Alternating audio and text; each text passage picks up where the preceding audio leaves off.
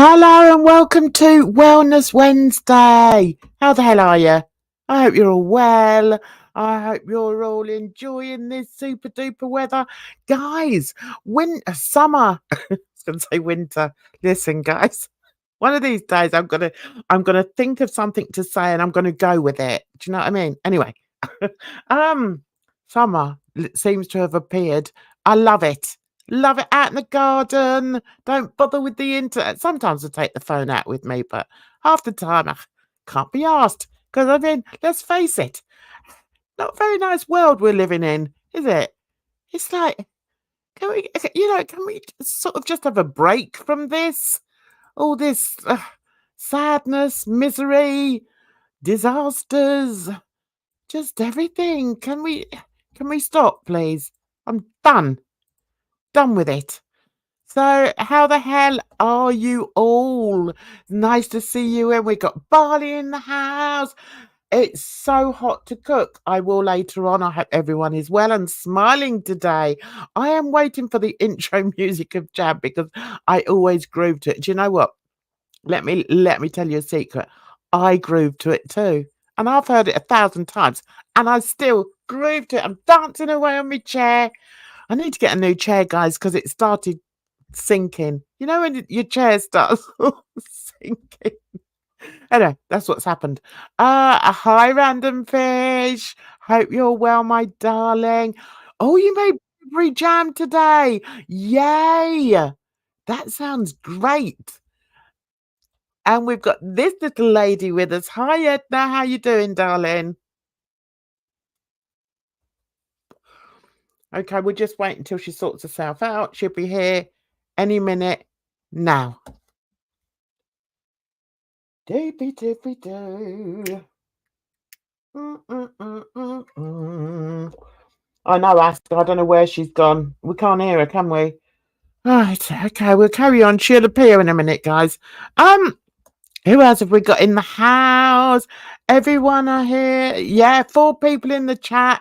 It's a shame you're not, Edna. It's a shame you're not chatting to me. Sort your microphone out, girlie. Happy June. What? Happy Juneteenth. What's that? Juneteenth. Never heard of it. And we've got another troublemaker on board. Hey, Bridge! Happy Juneteenth. I don't even know what that is. No. I don't know what it is. Must be an American thing. I don't know. It is. It just became a holiday like a few years ago, a couple of years ago. Okay. So basically what it is, it's the celebration of the last of the slaves finding out that they were free. Oh my God.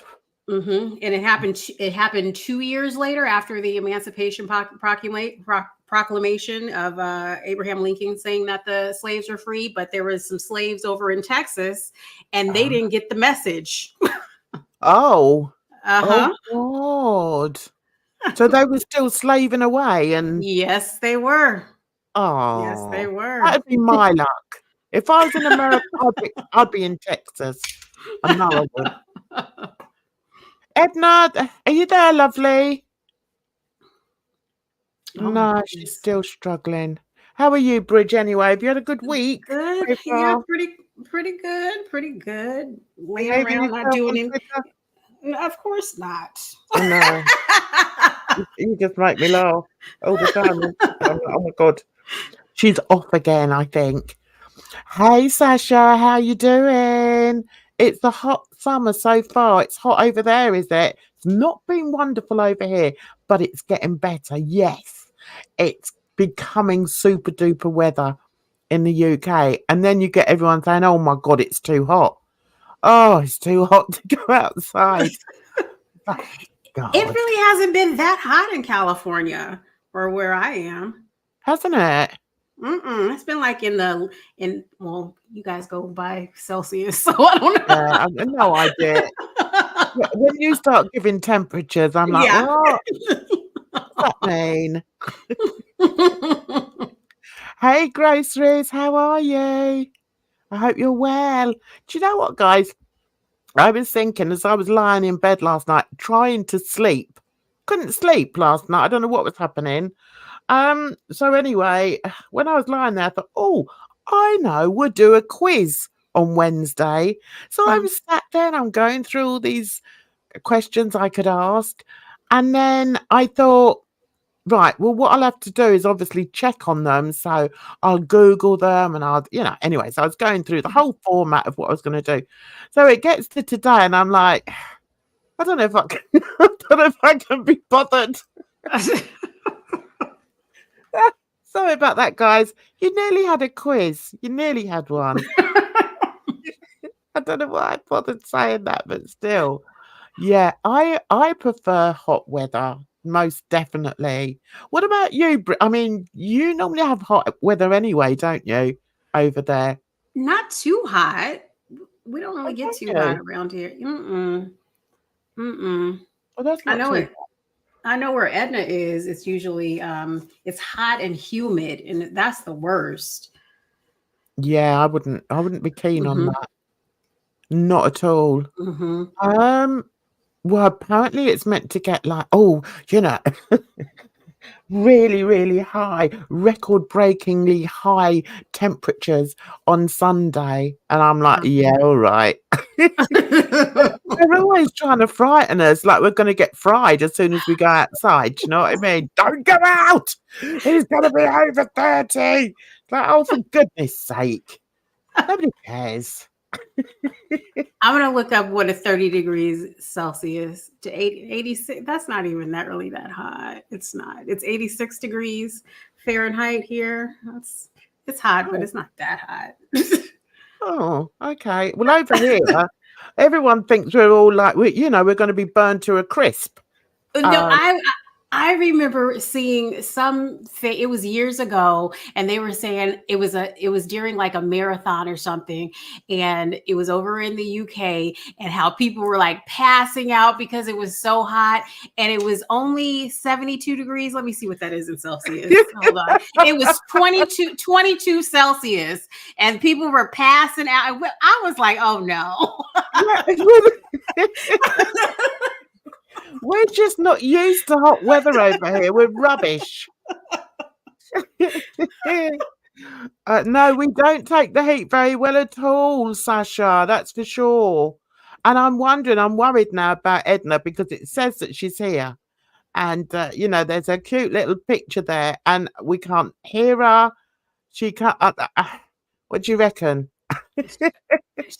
She should type in the chat to let us know. Yeah, Edna, if you're with us, just type in the chat and say, "Yeah, I've got an issue with my computer and I'm throwing it around the room."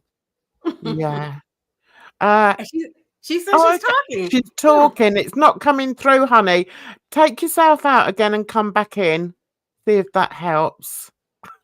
At least she can hear us. Oh, that's all right then. Just stay there, Edna. You can hear us. Edna's laughing. Look, they're all going to start coming for you now, Edna. Oh, what's this?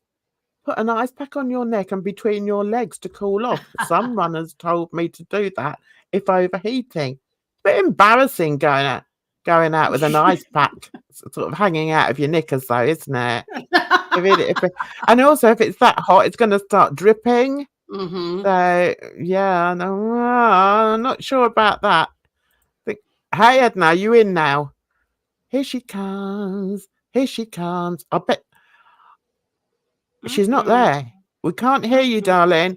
I wonder if take some of the leads out the back of your computer. Look at me. See, I'm so technically brilliant. I want to go up to Wicked Crafter here. Hey, nice to see you again. Um, hot and humid, thunder but no rain. 98 Oh here. wow. Wow. Oh, That's bad. oh, ouch. And there's me saying I'm going to Jamaica next year. Do you know, I'm not even going to get off the plane. I'll be like, no, you're right. Send the rallies to the airport. I'm not getting out in this heat. Oh my God. Edna having a peanut moment. Oh God. Oh, I clicked on the wrong one. Oh no, there it is. Okay. Right, so no quiz. Because I was tired, guys. I and do you know when you're lying there, Bridge, and you're sort of things are going on in your head, and I was like, Mhm, oh, what should we talk about? Wellness Wednesday. I want something light-hearted because mhm, this is meant to be a wellness chat. So we don't really want to be talking about all the grots and mhm, grits, grifters on a Wednesday. We can save that to Friday. Talking of which, England are playing on Friday, so I may be a little late. mhm. Um, but I'm going to watch it at my daughter's because my grandson, not hers, my grandson is a great football fan. So I said, I'm going to come over and watch a match with you. So she said, all right then, but mum, because she knows how I really get into the game. She said, but it gets a bit noisy over here. I said, don't worry about it, but I'm not coming for the England match because it'll be like, yeah. I like to pay attention when England play because they play so badly. They need every positive vibe they can get. They really are rubbish. So anyway, England are playing tomorrow. I've got another quandary about tomorrow because tomorrow I go for a meal with my son, and where we go normally we go to the fish and chip shop. Where we go, there's a pub sort of a couple of shops away, and I don't really want to be caught in there when when England lose and all the football fans come out and start sort of jumping on cars and things like that. So I may suggest another venue tomorrow. I just don't fancy that. Yeah, Hmm. no, my car does need a wash, but I don't want people jumping on it. Um, I was gonna say. So yeah, so I've got to sort that out for tomorrow for the England game, and then on Friday I'm going to my daughter's, and we're going to watch the France Netherlands match. Mhm. Um, and I think I want France to win. I like France. But it's quite nice watching a team when you're a neutral because you Mhm. can just enjoy the game, and I just think may the best team win. That's what I think. Jan rioted it. I'm not going to be rioting. I'm going to try and avoid the riots. Us British football fans have a very bad reputation and quite well deserved. Edna, darling, where are you, sweetness? We're missing you. I want to hear What what is you've going? done this Yeah, what is week. going on with Edna? Yeah. Switch it off at the wall, darling. What is it? What do they say? Unplug the router. Right. But then put it back on again so that you can come back in. That's what I meant. Ah. Oh, you've got an extra snowball. Do you know, I've got a snowball and it's playing up a bit. It's sort of, I think, well, I was going to say I don't think it likes StreamYard. Yeah, I don't think it likes StreamYard. Um, but the reason I sort of ummed and ahed there is because when I do my standalone videos, of course I Mhm. do it through StreamYard. So yeah, I don't think it likes it.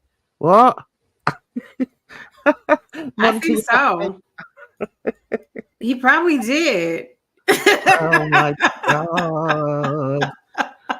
Do you know, I haven't watched him in like forever, but what Uh, I hear from people is he's really sort of going hell for leather, uh, as we would say over here. He's it- shown a different side to him. I mean, hasn't he been doing that for like the past year or so?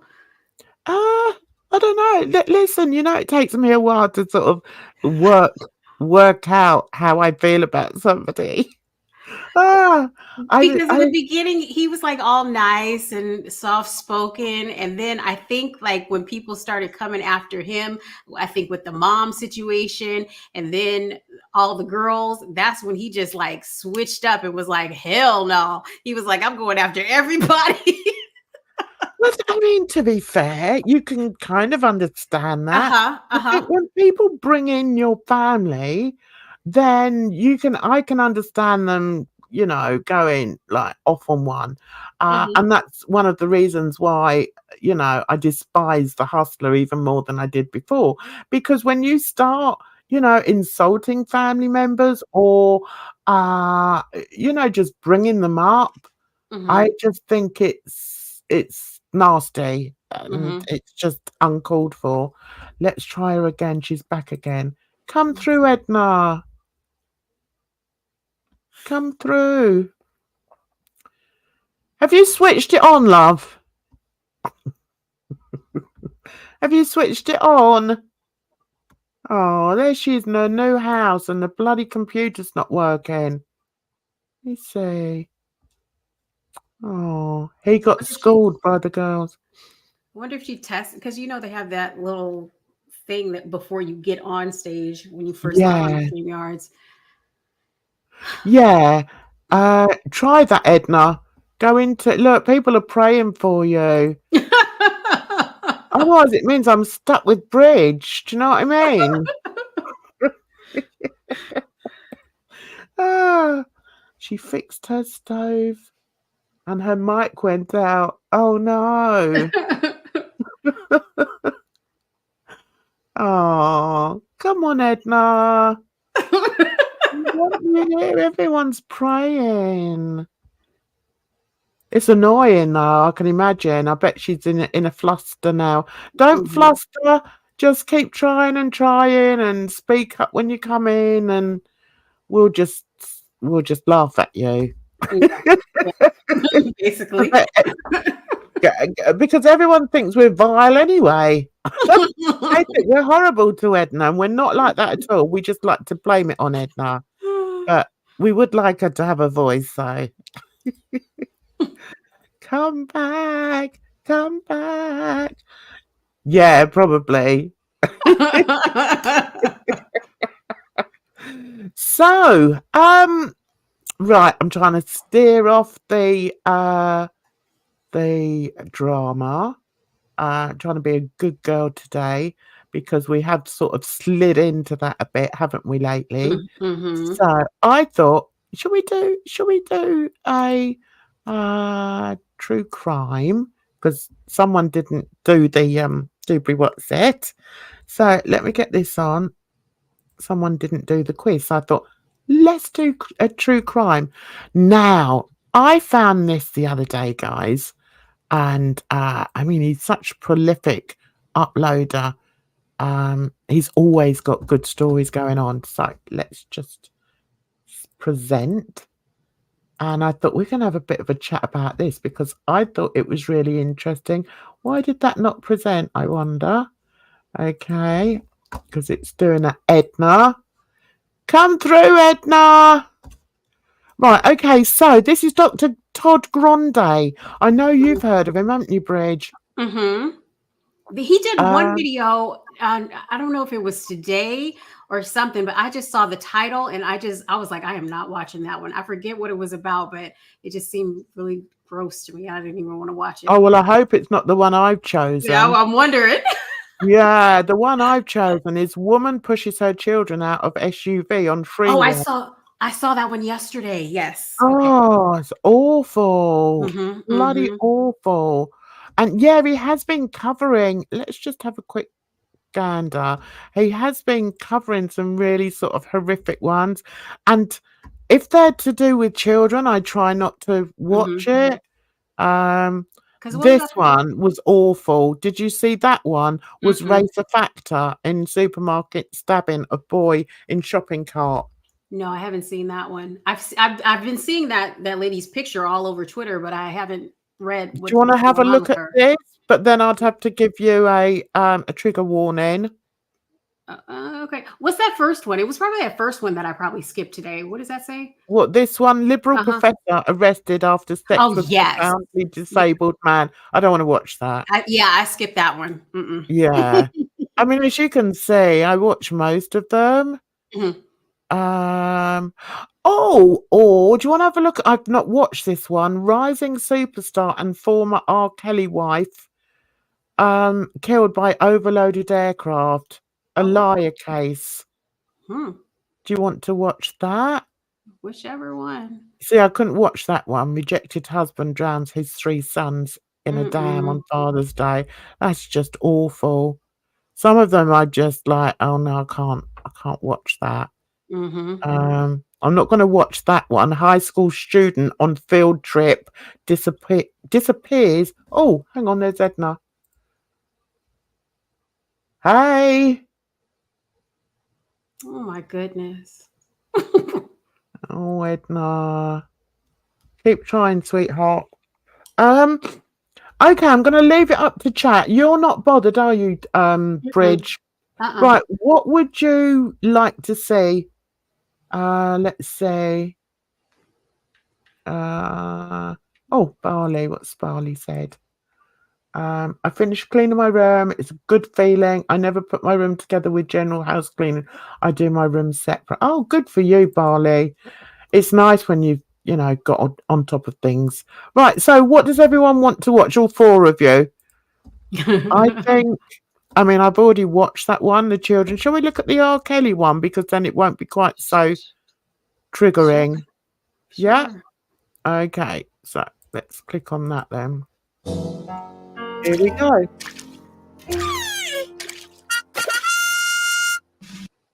Hello, this is Dr. Grande. Today's question is, can I analyze the case of Aaliyah Houghton?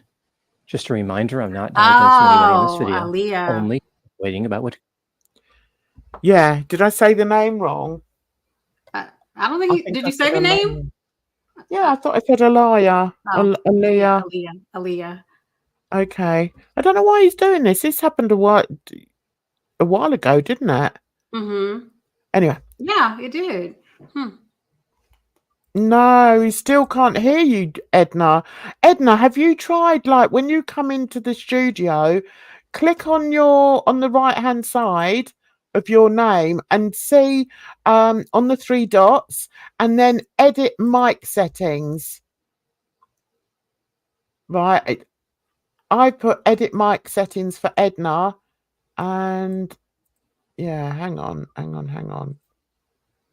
Yeah, it should do it automatically. Let's see what happens if I click on, let me see over here, edit. Yeah, see, it's exactly the same.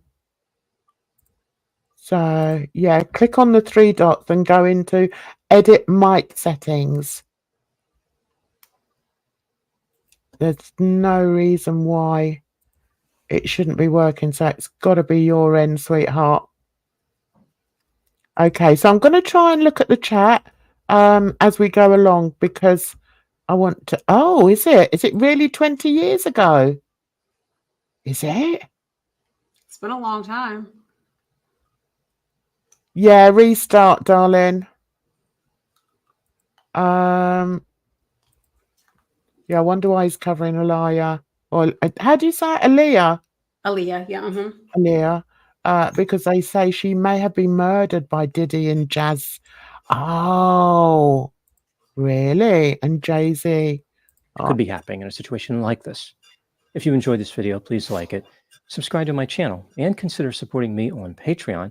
I will put the link to Patreon in the description for this video. First, I'll look at the background of this case, move to the timeline of the incident, then offer my analysis. Aaliyah Dana Houghton was born on January 16, 1979, in Brooklyn, New York. When she was 5 years old, her family moved to Detroit, Michigan. She took voice lessons at an early age and started singing at various events like weddings. When she was 10 years old, Aaliyah appeared on the entertainment competition television show Star Search. Her uncle was an entertainment lawyer who had been married to the famous singer Gladys Knight. This Oh, opened up opportunities for Aaliyah in the recording industry. She signed on with her uncle's record label when she was 12 years old. pretty girl, isn't she? She's gorgeous. Yeah, she's gorgeous. Yeah, lovely. Her uncle introduced her to a record producer and singer named Robert Sylvester Kelly, who went by the name R. Kelly. On August 31, 1994, when Aaliyah was only 15 years old, She married R. Kelly using forged documents. Oh my God. Is this all common knowledge? It's just me that doesn't know. Yeah, we've known all this. Sorry. Okay, I'll carry on. Her age was falsely indicated as 18. The wedding was illegal and later annulled. Aaliyah indicated that she cut off all contact with R. Kelly after this. Years later, in 2021, R. Kelly was convicted of multiple felonies. In 2022, he was sentenced to 30 years in prison. The same year as the fake wedding, 1994, Aaliyah released her first album, which had the curious title, Age Ain't Nothing But a Number. This album brought her a tremendous amount of success. Okay, I'm going to jump in here. What was her mother thinking? What were her family thinking of allowing her to marry this guy? You know what? I don't even remember because they did a biopic on Lifetime. Wendy Williams did a biopic on her, and a lot of people were not happy with it because they portrayed the whole thing between Aaliyah and R. Kelly as like a love story. And everybody was like, what the hell? Like, she was only a teenager and he was a grown man. Like, it was gross. How old was she when she died? How old was she? She was like 20, in her early 20s, I think. Oh, bless her. Yeah, her parents get side-eyed. They should do as well. That's awful. Sasha says, I've never even seen her mother speak on this. God. I just think, she's 14. She marries this guy who's obviously a lot older than her. I mean, what are they thinking? I must just get back to here. I know it's a little bit off topic, but killed in her prime, like James Dean. Was James Dean murdered? I thought he was in a road accident or something. What Yeah, happened? I think he was. 2 years later, in 1996, Aaliyah signed with Atlantic Records and released her second album. In 1997, she graduated from high school in Detroit. In 1999, Aaliyah was given a major acting role in the 2000 movie Romeo Must Die. She starred alongside the martial artist Jet Li. She does look beautiful, doesn't she? Absolutely gorgeous. So she wasn't married to him for very long then, and managed to get No. out of the marriage then. Okay. Their characters were supposed to fall in love, but the acting delivered by Aaliyah was not convincing. Critics accused her and Jet Li of having zero chemistry. Aaliyah may have been a good singer, but she did not have a talent for acting. Aaliyah later went on to release a third album and star in the movie Queen of the Damned. Now moving to the timeline of the incident. On August 22, 2001, Aaliyah made her way to Miami, Florida to record a video for her single, Rock the Boat. There she recorded some underwater shots and dance routines in front of a green screen, but more recording was necessary to complete the video. On August 23, Aaliyah and employees of her record company flew to the Bahamas on a Fairchild Metro 3 twin turboprop aircraft in order to record more content. She was supposed to return on Sunday, August 26, but completed her portion of the recording ahead of schedule and decided to leave one day early. On Saturday, August 25, 2001, Aaliyah and her entourage made their way to the Marsh Harbor International Airport on Abaco Islands in the Bahamas. The plane for the return flight to Miami-Dade County was a 1976 Cessna 402B. This is a twin-piston engine aircraft that has a reputation for dependability and was used to transport small numbers of passengers on short trips. Yeah, beware of Cessnas. They're not great. That's all I'm going to say. And the single-engined ones, well, I mean, I'd rather sort of chance driving off of Big Ben. Driving off Big Ben. Yeah, okay. The Cessna 402B is much smaller than the Fairchild Metro 3, which carried the group to the Bahamas, and a little smaller than the aircraft which was originally scheduled to conduct the return flight, a Cessna 404. The 404 is a stretched version of the 402B and has a higher gross weight. The Cessna 402B was operated by Black Hawk International Airways, and the pilot was a man named Luis Antonio Morales. Well, a man named Louise is always a bit dodgy. What can I say? Edna's arrived. Okay.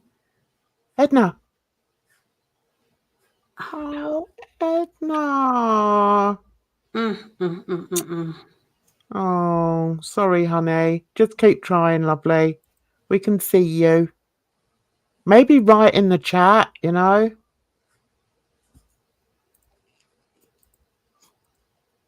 The plane arrived at the airport at 6:15 p.m., which was an hour and 45 minutes later than expected. The passengers had become impatient and were eager to get back to Miami. Another pilot claimed that he heard Luis and the passengers arguing. Luis explained to the passengers that there was too much weight to conduct a safe flight, but he eventually gave in after the passengers said they had to be in Miami that night. Oh. The pilot and 8 passengers piled into the Cessna 402B in preparation for the flight. The plane took off at 6:45 p.m. on runway 27. The 165-mile flight was supposed to take an hour to complete. As it turns out, it would be over much more quickly than that. Right after the Cessna left the runway, it climbed in a steep, nose-high attitude to about 40 feet. At this point, the plane banked left, pitched nose down, and slammed into the marshy terrain. Wow. That's awful, isn't it? God, look at the state of that plane. It's like they're made of cardboard. When you see, you know, especially Cessnas and these smaller type of planes, they do look as if they're made of bloody cardboard. Right, let me look in the chat. Who was that? It was another singer, like I think like from the 50s or something. Yeah. There was 2 of them, Buddy Holly and the Big Bopper. He was a black guy. I think they died together. Can you Google it? And then like Richie Valens too. Oh yeah, he was in Grease, wasn't he? One of his songs, was it? Maybe, I don't know. I don't know. Are you Googling or shall I? Yeah. Okay, I'll carry on. Edna, keep trying, sweetheart. Oh, Edna, it says that your mic is off now, so let me unmute you. Can't unmute your guest because they chose to mute themselves. Edna. Okay. Can you hear me now? Oh my God! Oh my goodness! Oh my God. What the hell happened? I don't know. I don't know. Hey. Oh, well, you're here now. Thanks for coming up, and I'm glad. Thanks for persevering. Yay, everyone's really happy, and they're all dancing in the chat, all 4 of them. And now the stream is over. We can go. We can go now. Yeah, we can go now. Right. Let's see. It says Richie Valens, Buddy Holly, and the Big Bopper. There you go. See, you can't tell me much about music, you know. Yeah, awful. And they were all sort of doing really well. They were all successful at the time. And yeah, I don't know what happened I don't know what happened there. Obviously, the plane crashed and they didn't survive, Jan. But yeah, awful. Oh, I'm sorry. From praying to dancing. Yeah, we're all dancing. We're dancing as we discuss this plane crash. Right, so Sasha says they essentially blamed the accident on overpacking the plane, but I say lies. Oh, okay. I will say. You think they intentionally crashed the plane? That's what I think we're getting to, yeah. That's what some people are saying, but then, you know what conspiracies are like. Did he say 40 or 140? I don't know. Mm. Uh, if Diddy and Jay-Z are responsible for this, they're going straight to hell for taking all these people from us. Yeah, and so they should do. Mhm. Mm. It's funny because I say Jay-Z because I know that's how the Americans would say it. Over here, we'd say Jay-Z, which doesn't have the same, does it? No. Mm-mm. Oh dear. Right. Okay. Well, that Richie Valance movie where Esai Morales screamed Richie made me cry. Oh, disagree. The piglet didn't want to fly due to overweight. What's that? Groceries? Anyway, Mm. let's carry on with this. Let's go back a little bit because someone was inquiring as to how high. Let's start again. The 165-mile flight was supposed to take an hour to complete. As it turns out, it would be over much more quickly than that. Right after the Cessna left the runway, it climbed in a steep, nose-high attitude to about 40 feet. At this point, the plane banked left, pitched. The 40 feet isn't very high at all, so it No. barely got off the ground. Oh, the pilot. Ah, Piglet. Ha. yeah, we get you now. Typo. I do typos all the time. So they said her plane was overweight, and it was Aaliyah's fault because she wouldn't leave her things behind. Oh, that's interesting. But then at the end of the day, in aviation, the pilot is in charge of the plane. Mhm. So he Right. would have been a fool to allow, to even attempt a heavy sort of takeoff and to fly And in an I overweight feel like plane. in this situation, they probably told her, she's a big star, and they probably was like, "Oh, it'll probably be fine. We've done it before, X, Y, and Z," and didn't think that, it would actually result in a crash. Hmm. To be honest with you, I think usually pilots are a lot more astute than that. And I mean, I just don't believe a pilot would put his own life at risk because that's Right. what he would be doing. It's not as if he's thinking, "Oh, I'll do that." Doesn't really matter. She's offered me $100 or whatever. I'll do it. You're, you know, she's actually asking him to put his life at risk as well. At risk. Mhm. So Yeah. I I don't mean, know I whether I go understand, with but that story. obviously that's what I mean. No. I mean, that's what it seemed like it happened. Like you would think that it wouldn't, that they would be smarter than that, but it doesn't look like that they were. Hmm. Mhm. Interesting. Right, it's reported they drugged her to get her on the plane though, because she was so scared. Oh, Oh, that's really sad. it is. It's horrible. Nose I down feel like I and wish I had slammed dressed to. into the marshy Sorry, Edna. Oh, no, it's better. Go ahead, just play the video. Okay, okay. terrain.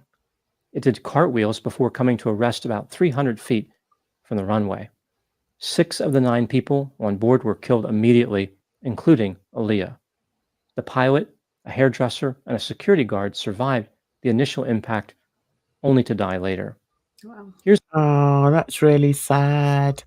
So they all died, and that's why. I mean, unless the pilot had he wasn't bothered about his life anymore. I just can't imagine him agreeing to do it. It's Right. just, yeah, ethically, I just can't believe that happened. Um, I don't think that. I mean, it kind of reminds me of like the roller coasters, right? Where sometimes they even have like a designated seat that they kind of um like maneuver or manipulate so that it allow an oversized person to ride or X, Y, and Z. And They do it all the time, so they don't think anything's gonna come of it until something tragic actually happens. And I think maybe this was one of those cases where, technically, it was overweight. They shouldn't have been flying, but it's probably they done it before, whatever. This is a important person, and they just went ahead and did it. Hmm. Yeah, I just yeah, I just find it hard. As somebody that's very interested in aviation, I find that very hard to believe. But then, everybody's got their own thoughts on it, and yeah, that's why I think it'd be interesting to see what Dr. Grande thinks. Yeah, the pilot always has the final word. Nobody can, because at the end of the day, he would be wishing his own life to be over, wouldn't he? Mm-hmm. I think you have to sort of take that into account as well. But anyway, let's hear what else he said. Here's what the authorities found during their investigation. If you've ever wondered what it takes to make money in the currency market, which tools work, how do you build a of the fatal collision. The pilot, Luis Morales, had been born on June 22, 1971, in Puerto Rico. His grandfather was a commercial pilot, and Luis had an interest in aviation from a young age. He began flight training at the age of 17. In July 1999, he obtained a private pilot airplane single-engine land license. In February 2000, he completed his commercial multi-engine check ride. In October 2000, Luis was rejected by an airline for being too inexperienced. In November 2000, he was arrested in Fort Lauderdale, Florida, after attempting to return $345 worth of stolen aviation parts to a distributor. He was charged with receiving stolen property and grand theft. On July 7, 2001, Luis was arrested near Pompano Beach while driving his 1993 Volkswagen Fox. He was charged with felony cocaine possession, driving on a suspended license, and running a stop sign. Officers found crack cocaine and drug paraphernalia in his vehicle. Luis explained that he was in the area to buy cocaine for a friend. Ultimately, This is the he was sentenced pilot. to probation. Mm-hmm. Yeah, this is the pilot. Hey, Jan, this was just because somebody's a pilot doesn't mean that there's some upstanding X, Y, and Z individual. No, Obviously, this man had his issues, right? yeah, he certainly did.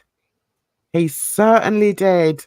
So, I mean, I'm I'd telling you, like I to was say looking at a I'm tax going to return. backtrack on everything, but to be honest, because yeah, I can't. Yeah, I can backtrack.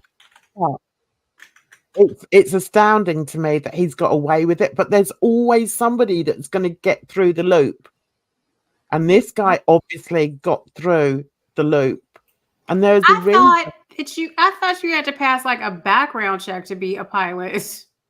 You do if it's airlines. You do if you apply for an airline pilot's job, then you do. You have to pass, so many different tests, and they also check your mental stability as well. And then normally you don't often get situations where the pilot shouldn't really be up there in the cockpit. Although it has happened in the past to detrimental and devastating effect, like with the German wings pilot who had it turned out he had serious mental health issues, and he drove the plane into the terrain. I'm looking it up. It says pilots license applicants. This is just for your license, are subject to criminal background checks, and you may be denied licensure if you have drug or alcohol related crimes on your record. That's just for the license. Yeah. But then maybe it's different. That's just for an ordinary pilot's license, is it? Mm-hmm, mm-hmm. Oh, well, he obviously managed to fly under the radar there, didn't he? Uh-huh.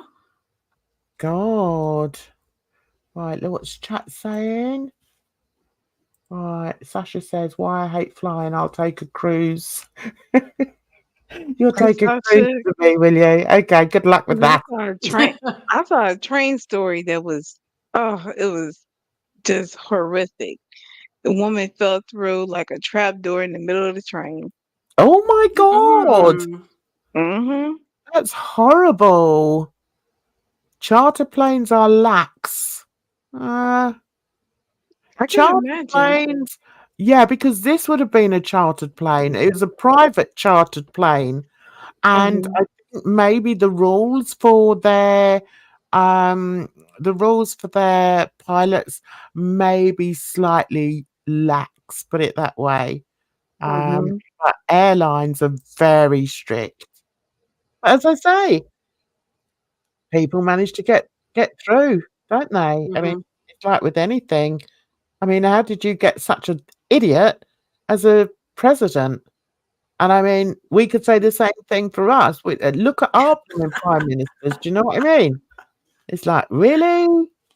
The fact that he might have a second term, that's what I'm just kind of like, Oh I don't my even know.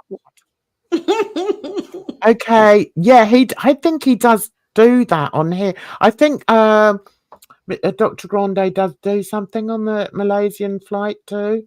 Yeah, maybe we'll have a look at that one day. Uh, Yeah, yeah, that would be interesting. okay. Later that summer, Louise made numerous fraudulent logbook entries in order to inflate his hours Yeah. of experience. The false entries were blatant. For example, during one 19-day period, his total multi-engine hours increased by exactly 1,000 hours. Mm. Even if he had been flying for the entire 19 days, which of course he could not do, that would only be 456 hours. Louise also labeled various airplanes that he flew as a Cessna 402, even when they were not.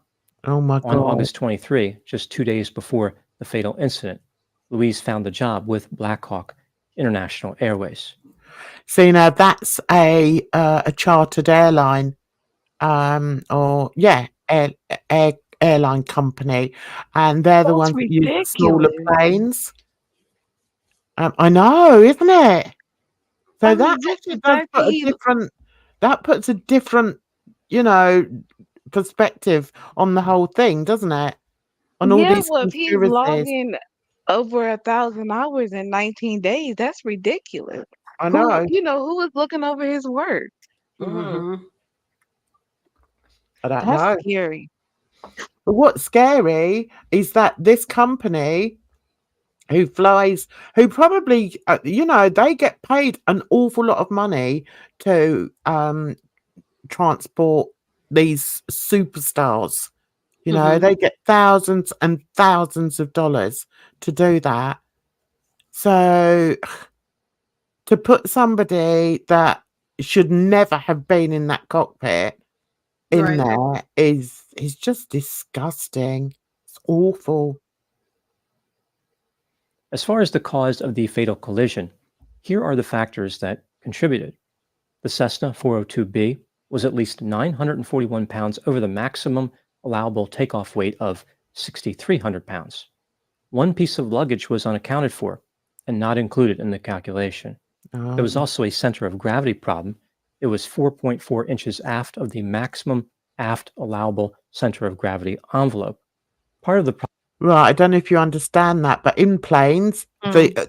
the stuff has to be equally set out so it's all level, Mhm. because obviously Distributed among. you can't stack everything at the back of the plane because it'll never get off the ground. Yeah, Uh, okay. And that's the same with big airplanes, with airliners.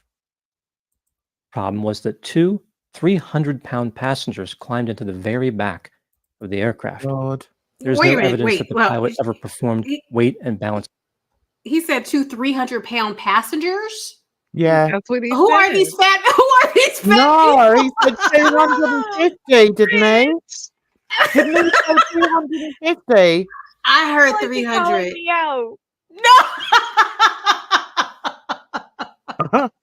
Right, hang on, we'll go back. Because you girls aren't paying attention. Right. Off weight of 6,300 pounds.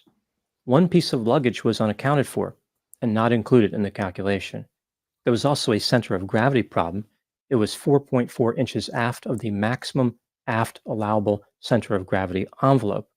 Part of the problem was that two 300-pound passengers climbed into the very back of the aircraft. Oh my God. They should have spread them out, one in the front, one in the back. Exactly. And what was the pilot allowing? He should never have allowed that to happen. Mm-mm. Jesus. Can you imagine two foodies in the back seat? It was probably security. Probably. Yeah, one of the big guys. God. Craft. There is no evidence that the pilot ever performed weight and balance calculations, although Louise did tell the passengers that the aircraft was overweight. The Cessna 402B had one more passenger on board than it was certified to carry. Oh, man. The pilot was not approved to fly the aircraft.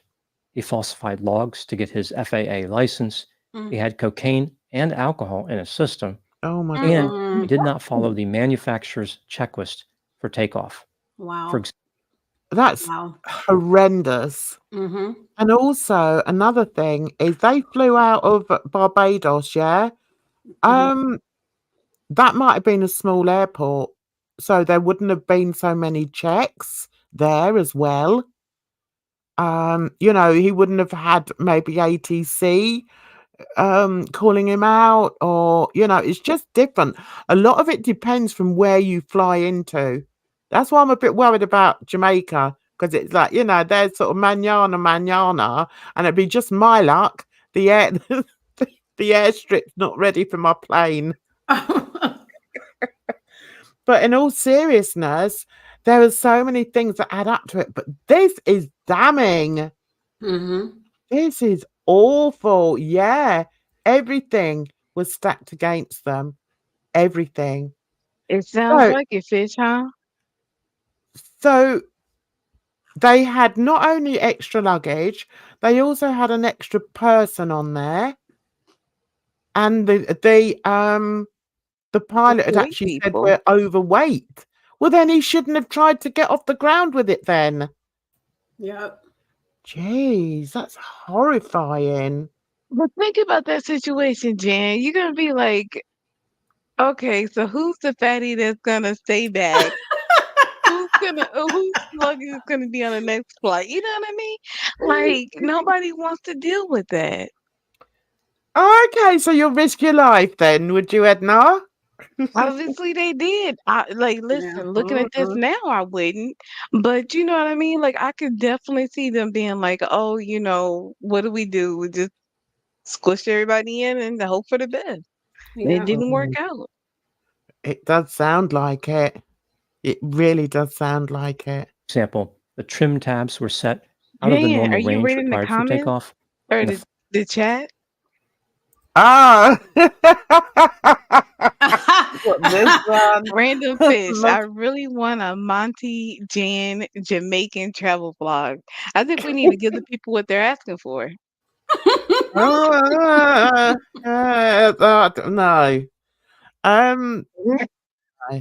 I will, if I do go, I will vlog it. But Monty won't be sat on the plane with me. No, he'll be on the right wing, hanging on for dear life. To balance the weight.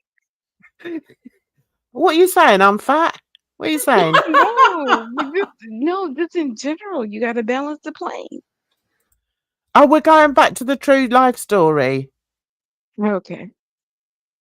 Are we? We're not talking about me and Monty on a plane and me being large and Monty being... Oh, okay. All right. Welcome, Edna. Yes. I'm here, Jan. What's going on? Well, that's all right. I'm just glad you made it. I really am. Flaps were set incorrectly. What, Edna? I'm alert. I said I made coffee too, so I'm alert. You're alert. This is you being alert, is it? Completely destroying the flow. Why are you blaming it on me now? Because the flow's gone now. Nobody knows what we're talking about. Someone's saying I should go on do a vlog with Monty, and then you're saying about the weight issue and Oh, Jen, you're the one that brought up the weight issue. it's because it's because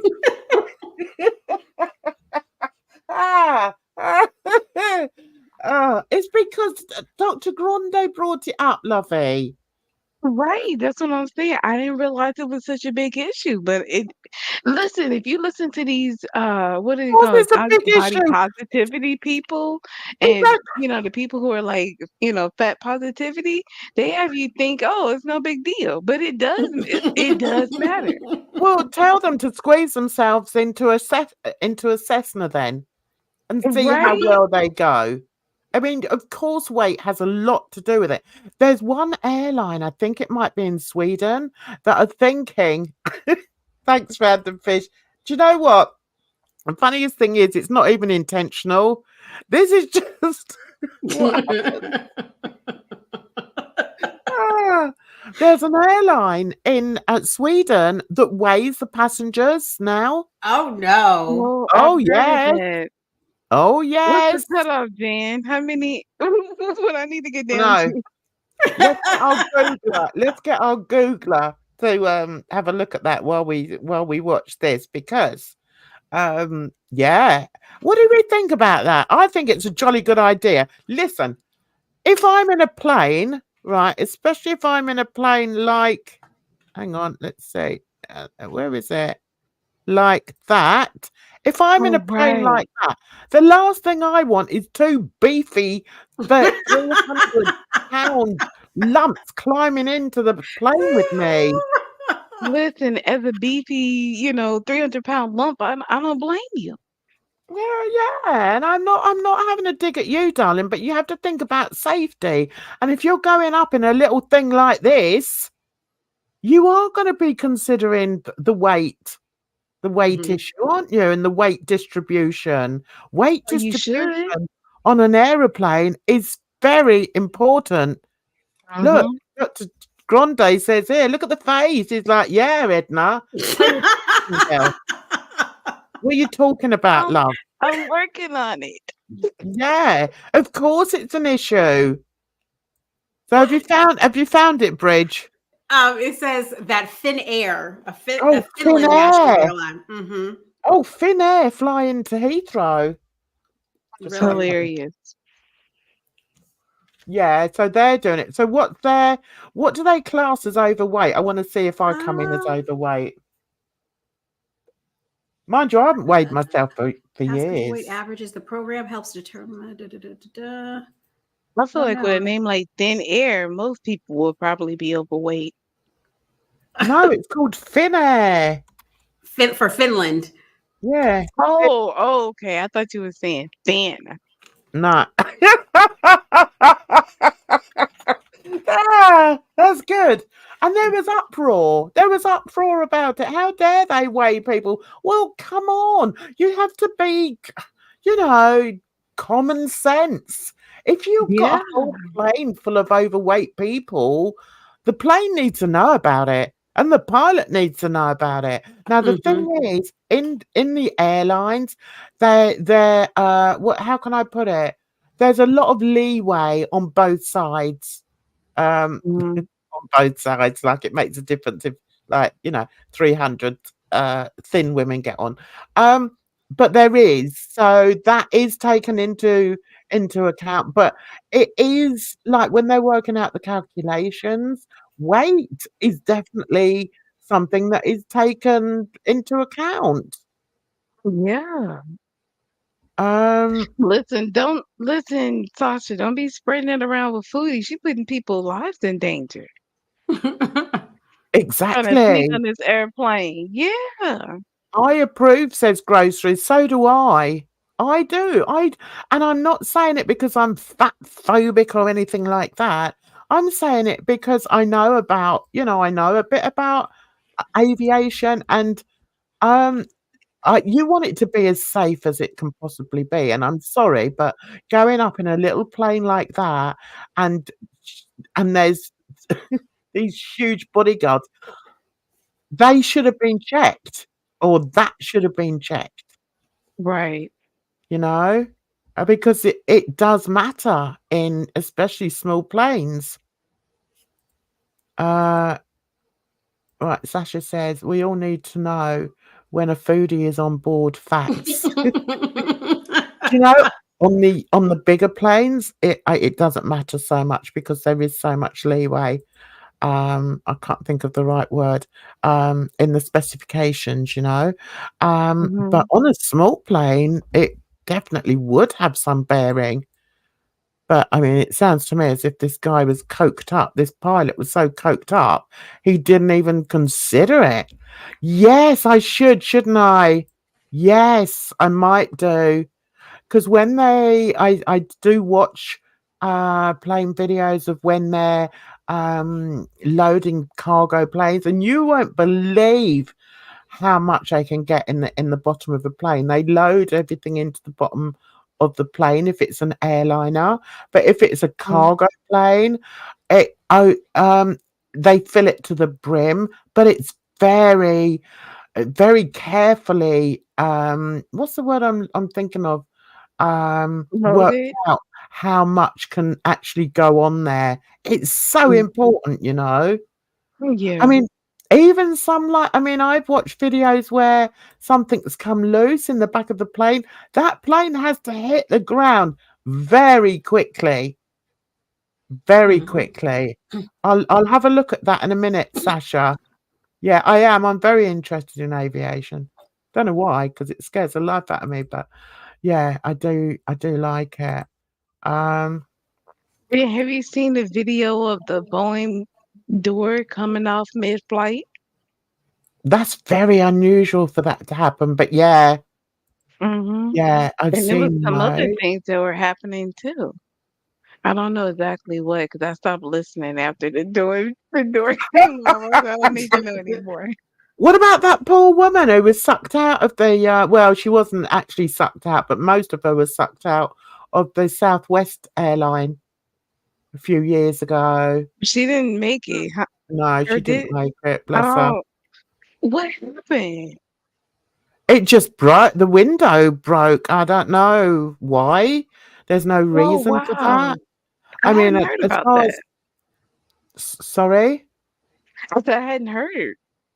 Yeah, she was sucked out, but someone held on to her feet. Can you imagine that? Gosh. Yeah, and Mhm. I've heard of of one instance where it happened to the pilot.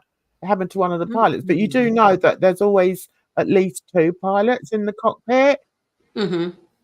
Uh, but yeah, I mean, yeah, that was horrific, that one. I mean, yeah, we can have a look at Yeah. some of them if you want to. Scare yourselves to death. This is a good thing for me to be watching. True, that's probably a mix. I was just watching some interviews with some bodyguards and they seem all north of oh, yeah, they're all big. Yeah, they're all massive with really big weight distribution. That's one of the words I was trying to think of. But listen, guys, I'm old. I get like, senior moments. Anyway, here we go.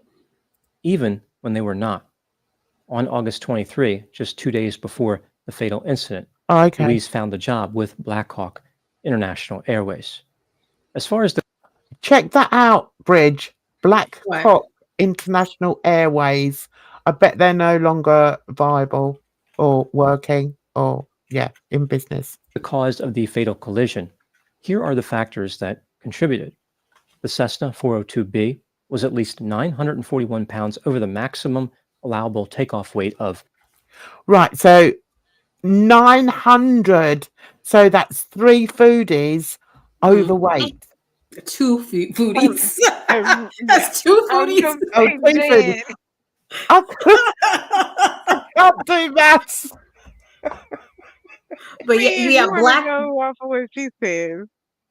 Hawk is it says Black Hawk International Airways is a defunct aircraft charter rental and leasing company. So yeah, they're Yeah. gone. Yeah. It was a company that obviously, I mean, they like the Wonga in English That is money. And yeah, I mean, how I can't imagine a small airliner, charter company being able to survive something like this. It's awful. Mhm. 6,300 pounds. One piece of luggage was unaccounted for and not included in the calculation. There was also a center of gravity problem. It was 4.4 inches aft of the maximum aft allowable center of gravity envelope.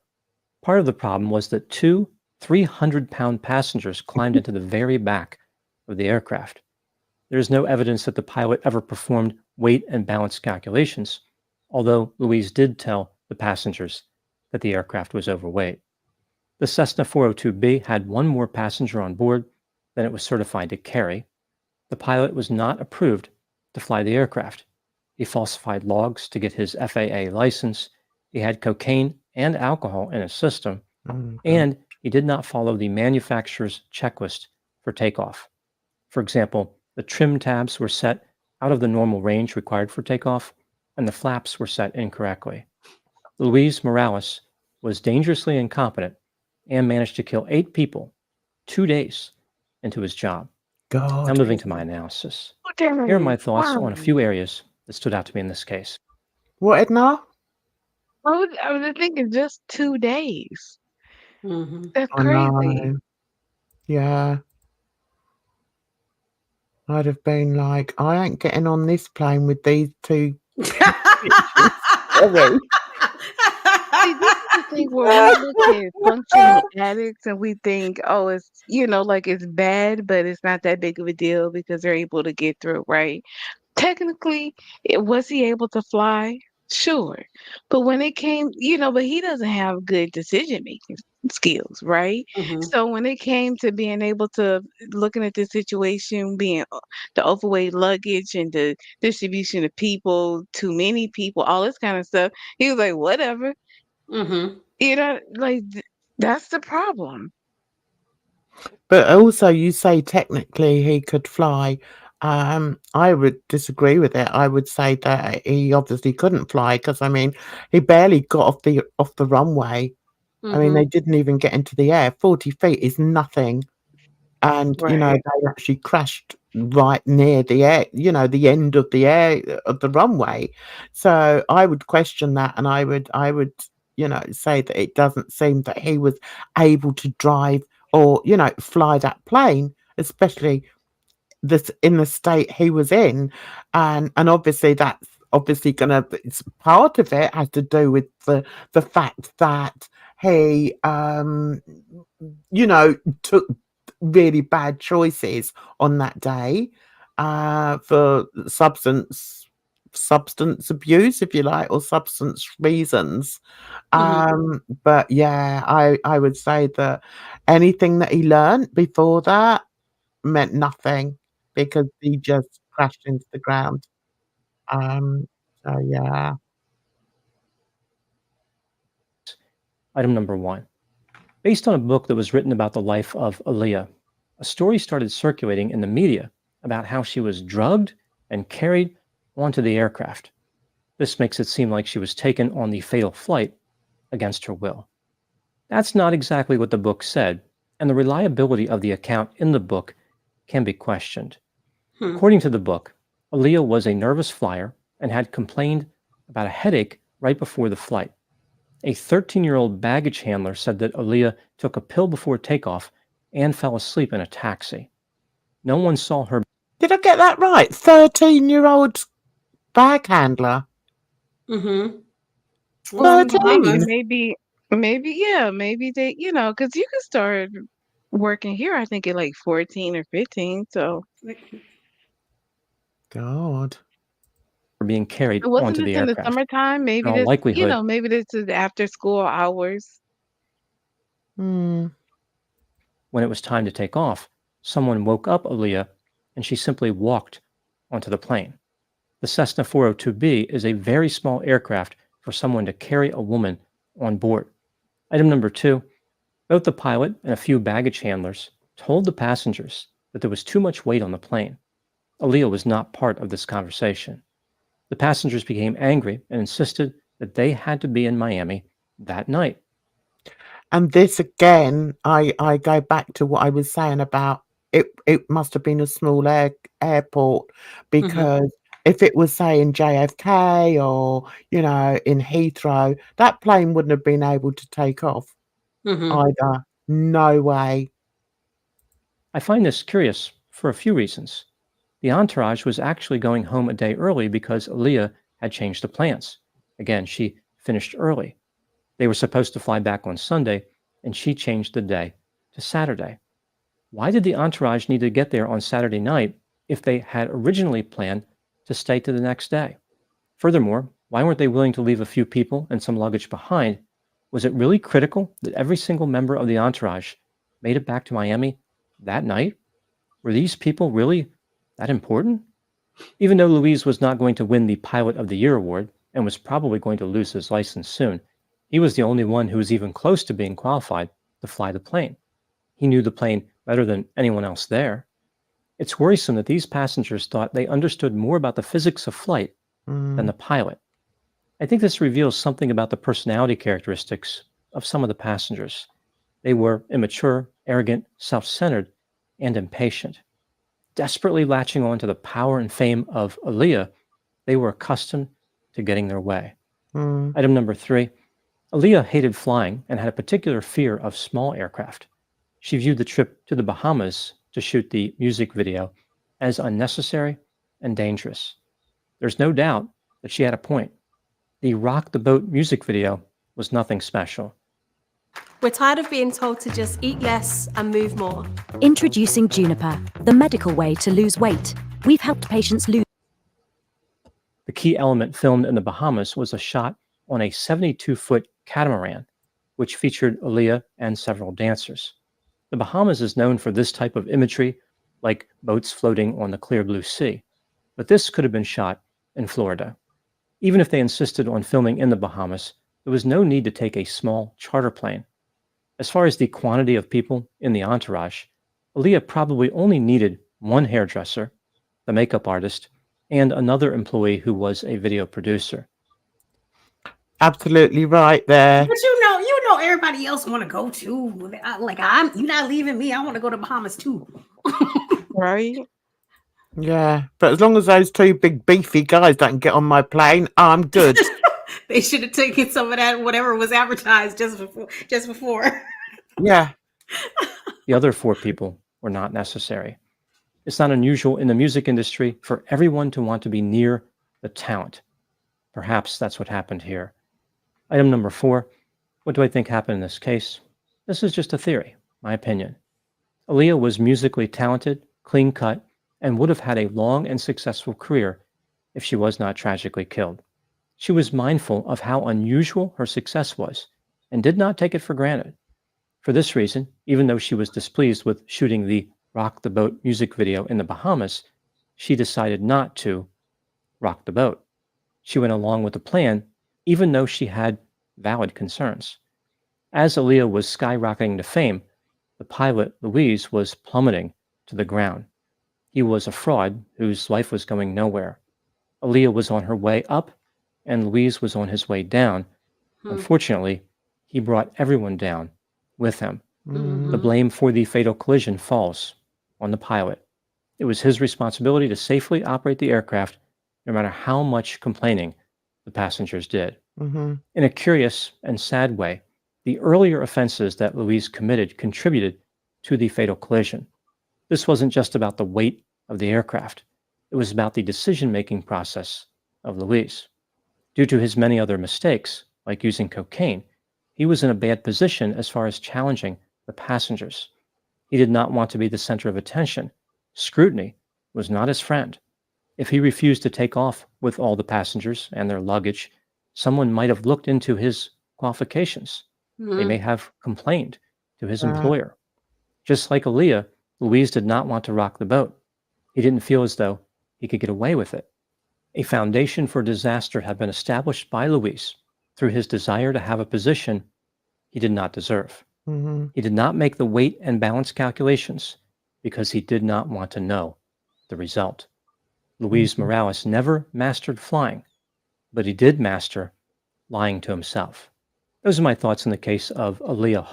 Yeah, so I didn't know anything about that. I mean, I'd heard about her, Mhm. and that she'd died in a plane crash, but I didn't know the ins and outs of it. So have you learned anything by watching that, Bridge?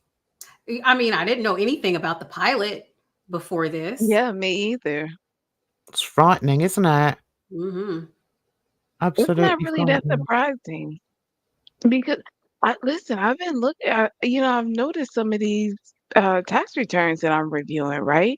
And we see the occupation, and then I see some of these gambling winnings and losses. I see, you see certain things going on. And so when you hear stories like this, you can put two together and be like, oh, okay. Hmm. Yeah, I mean, in retrospect, you sort of think, well, that was obvious that was going to happen. Right. At the time, it's like, this is why I like Todd Grande, because he, explains it. He really explains, different sides to things, and then gives his opinion, whether you want to Mhm. agree with him or not. But I think in this, it seems fairly obvious who was actually to blame. I don't think you can blame her. I don't think you can even blame the guys that maybe, was persuading him to fly. It was all down to him. And Mhm. Tyler, Right. it was down to him. He should never have, flown that day. Awful story. So, what does everyone think? Has anyone sort of, if you believed that, P Diddy and other people were involved in this, has it sort of made you think differently now? I don't know if I necessarily believe that they're directly involved in like, her being unalived and through this plane crash and everything. But I Right. think they were just thinking that they, were big stuff and they wanted to get their way. And they just interacted with somebody who was not ethical. So he allowed it to happen.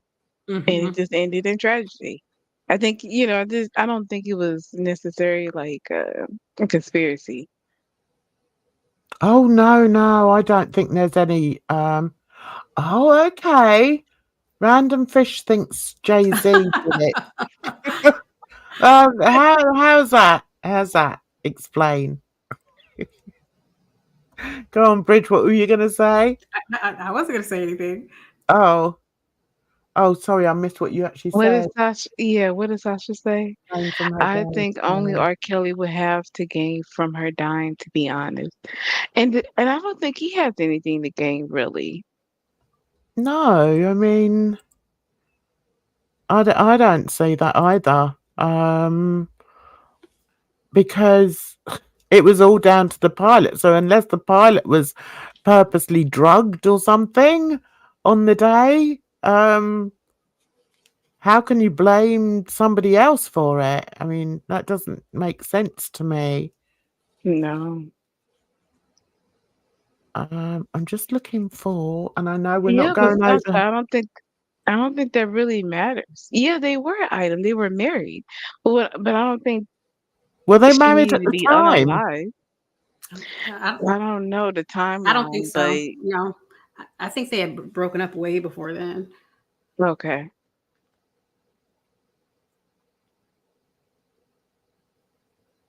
So did they actually get a divorce It was a or? no. Yeah, their marriage was annulled. Oh, I don't think okay. it was Mhm. actually a valid marriage. Like they Mhm. falsified documents and things, Mm-hmm. but she was underage. Yeah, it's disgusting. Mhm. Does anyone know anything of her parents? I mean, were they ever sort of held to task over how they allowed their 14-year-old daughter to marry this guy or what? I don't know.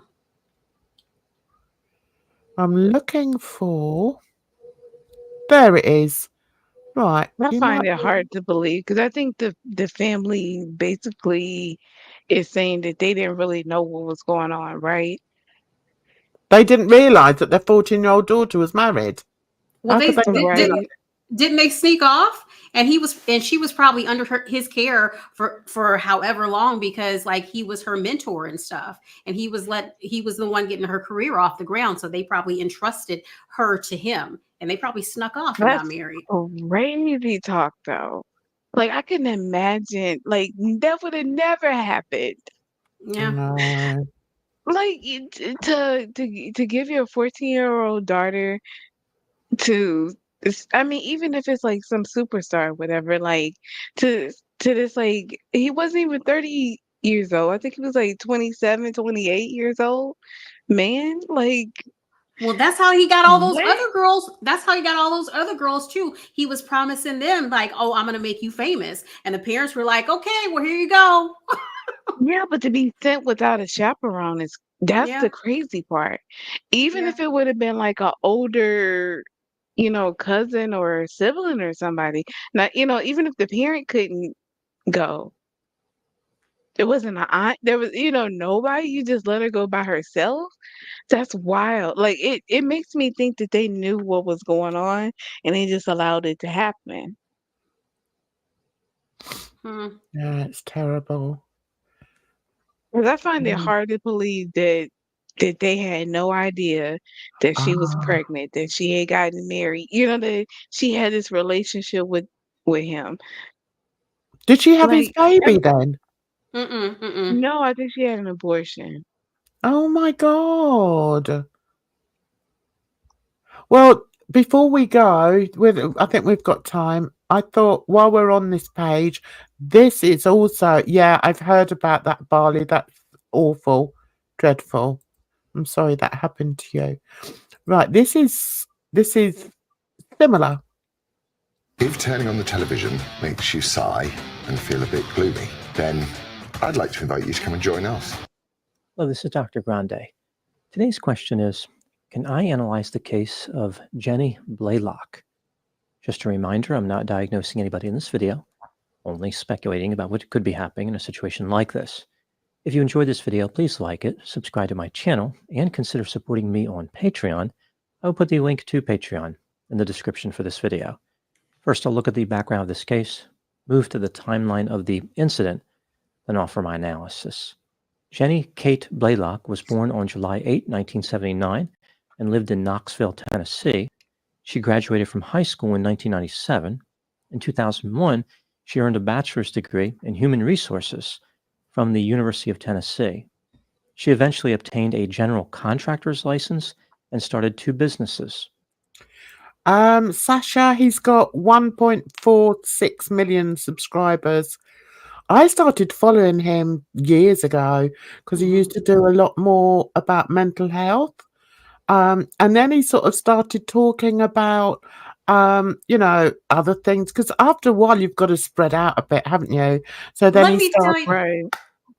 Also, he used to do mental health, but then I was taking this statistics course like last year or something, and I had to do this program, and it's so confusing. And I'm looking up on YouTube trying to find how to do this statistics program, and who had it? Dr. Grande had it, and I'm like, thank you so much, Dr. Grande. He is. Oh, thanks. He's a very clever man. And yeah, I think he's a psychologist but he's very high up. And but I think he does YouTube full time now. And it's paid off for him. I mean, I can't remember how many people he had when I started watching him, but he's really very good and he's very thorough.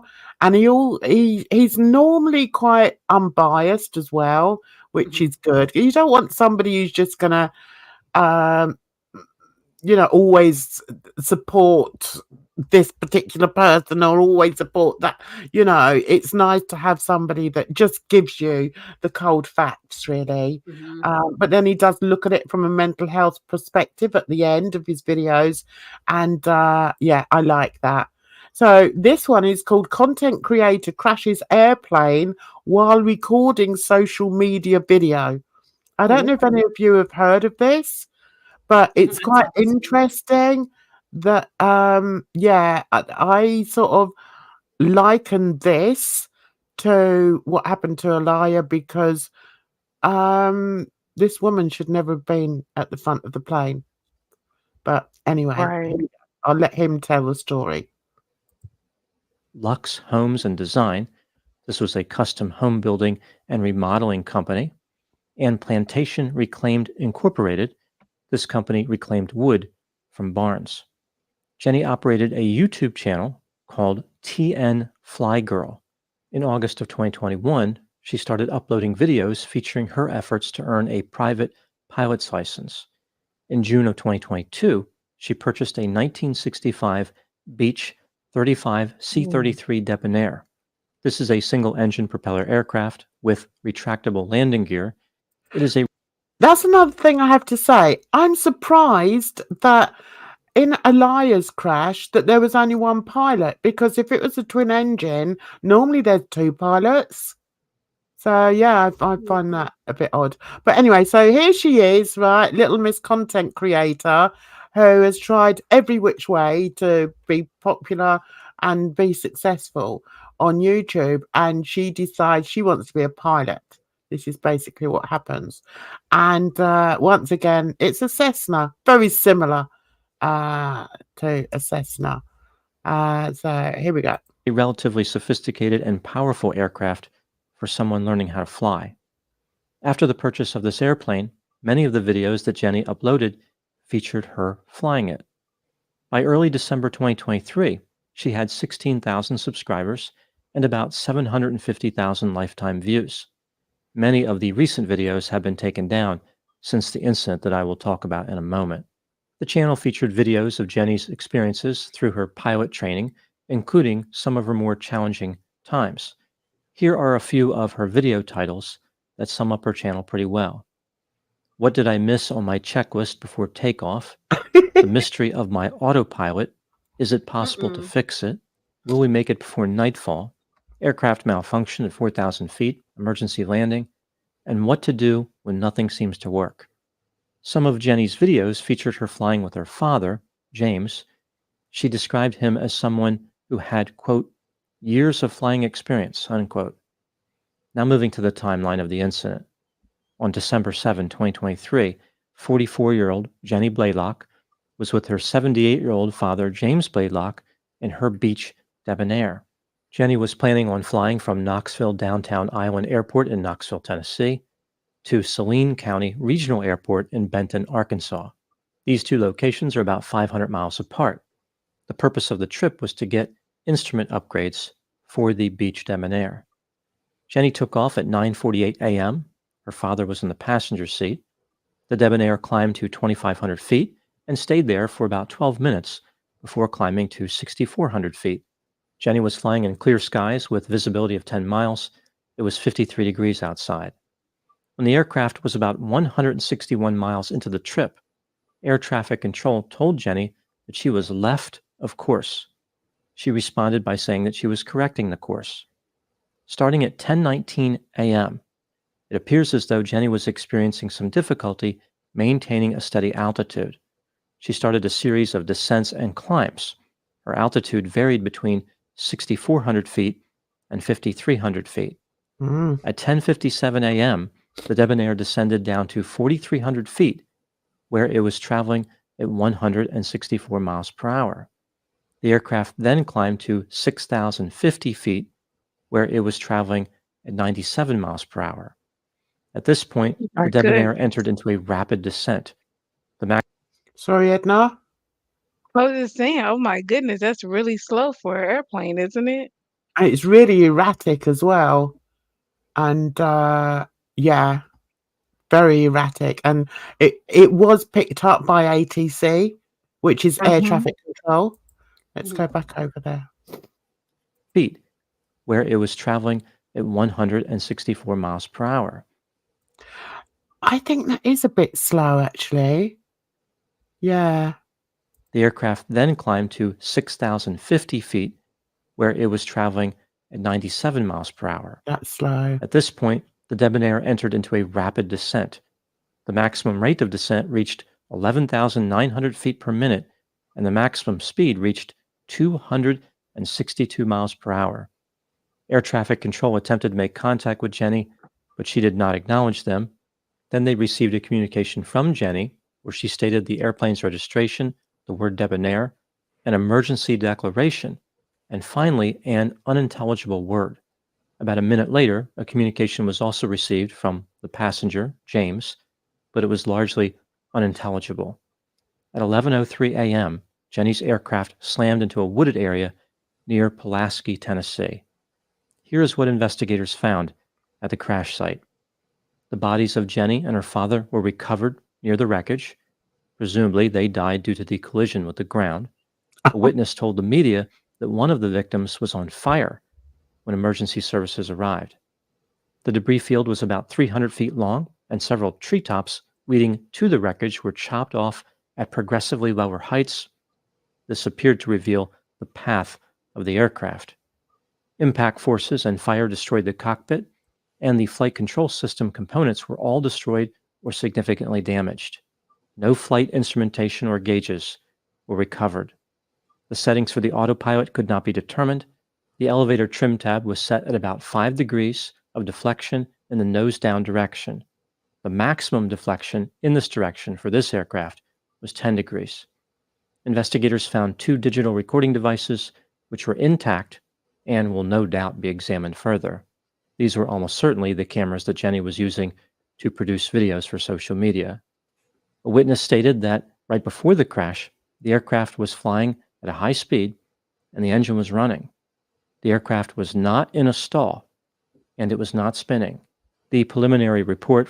Yeah, now that's quite interesting because if an airplane, I don't know if you know, but if an airplane goes below a certain speed, then it can stall.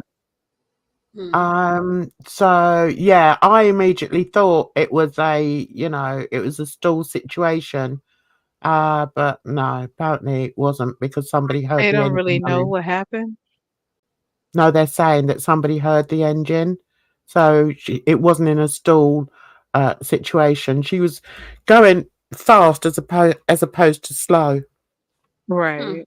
From the National Transportation Safety Board did not identify any obvious cause for the crash. Now moving to my analysis. Here are my thoughts in a few areas that stood out to me in this case. Item number 1. Jenny had about 400 hours of total flying time when she was killed in the crash, although her skill level was consistent with someone with fewer hours. From the videos that she released, it's clear that Jenny didn't really understand the physics of flight or how the aircraft instruments functioned.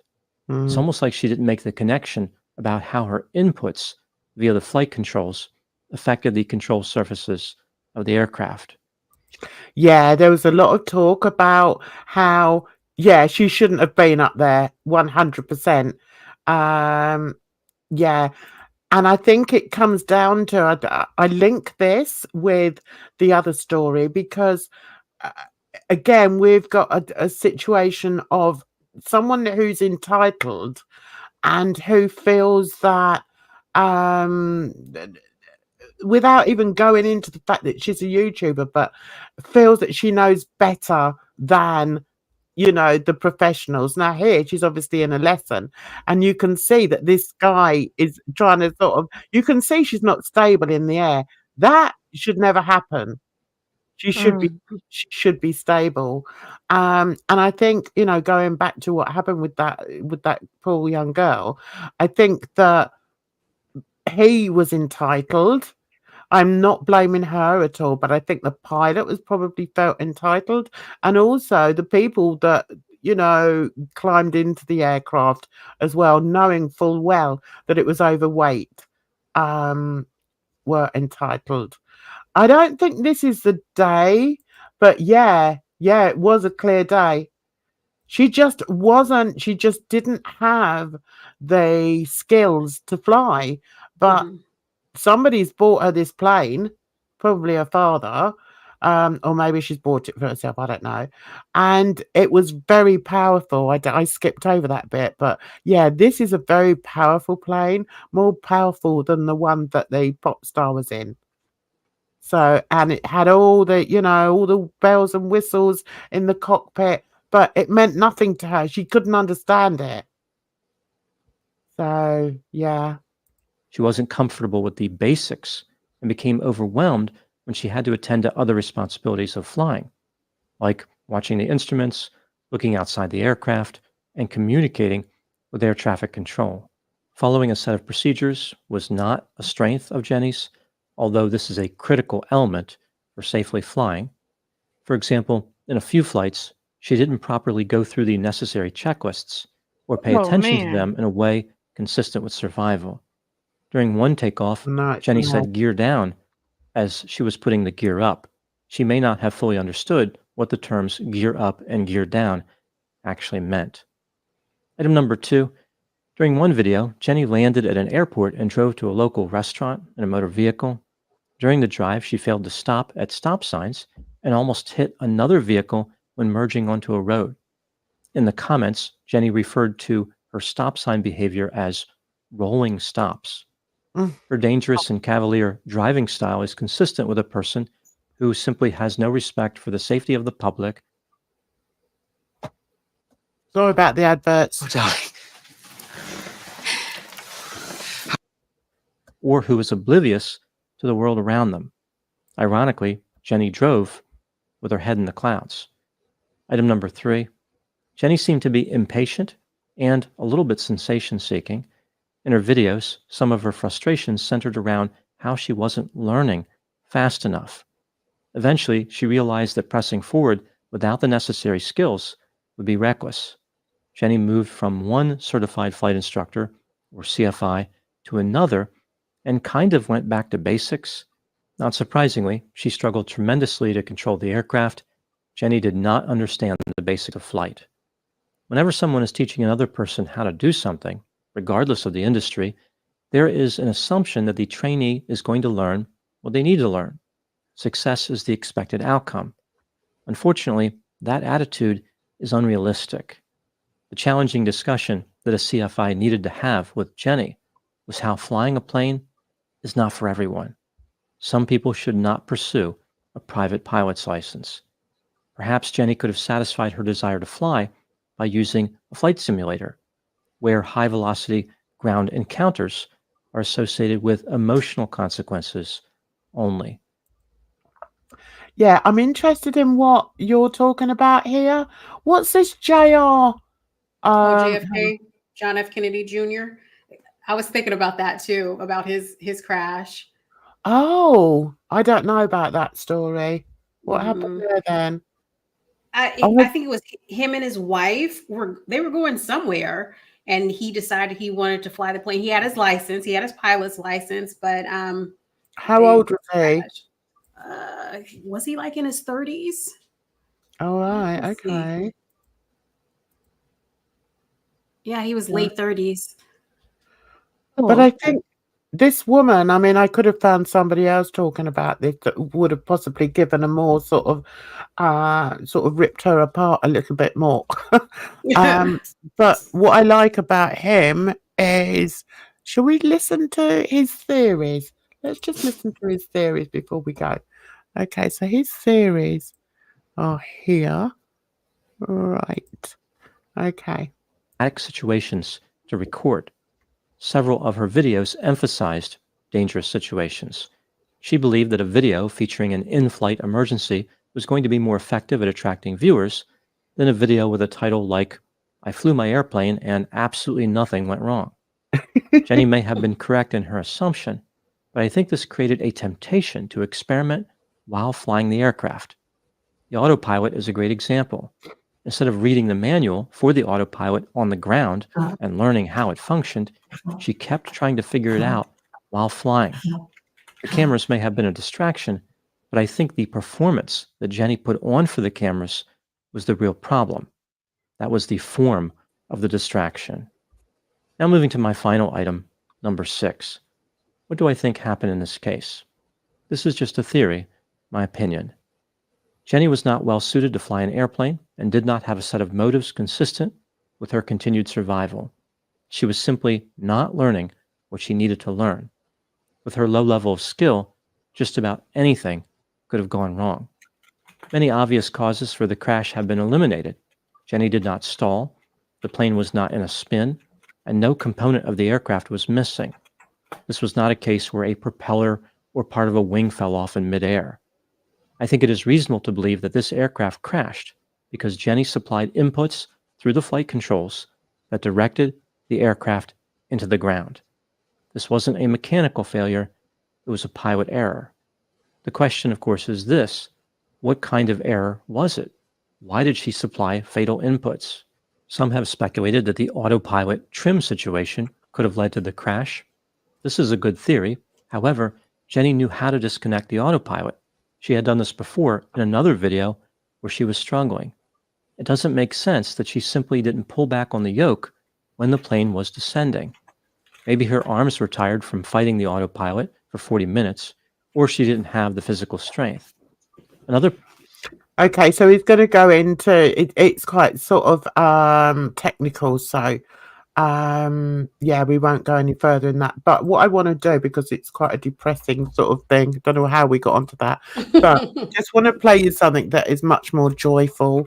And okay, it's one of my favorite. I think it was on this channel.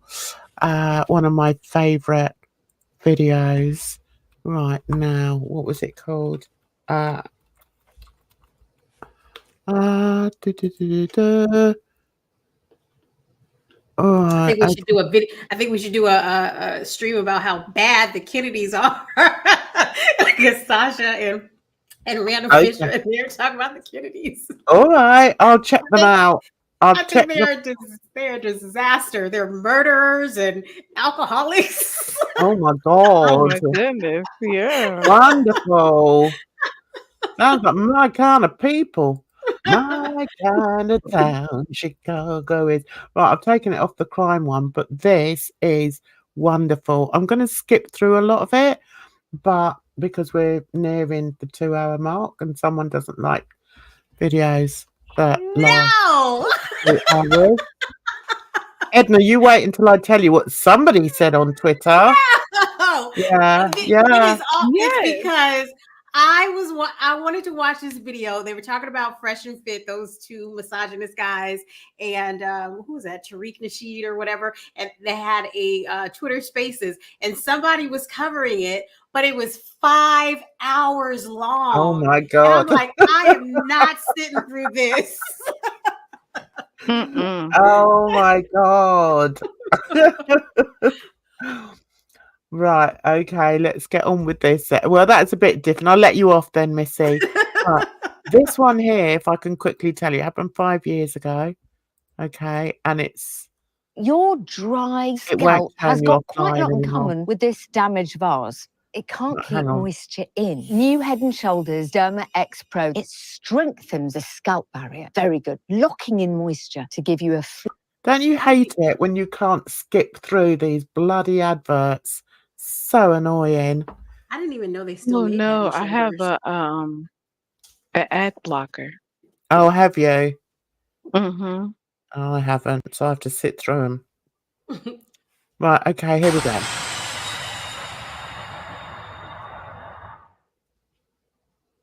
Right, let's stop here. Right, okay.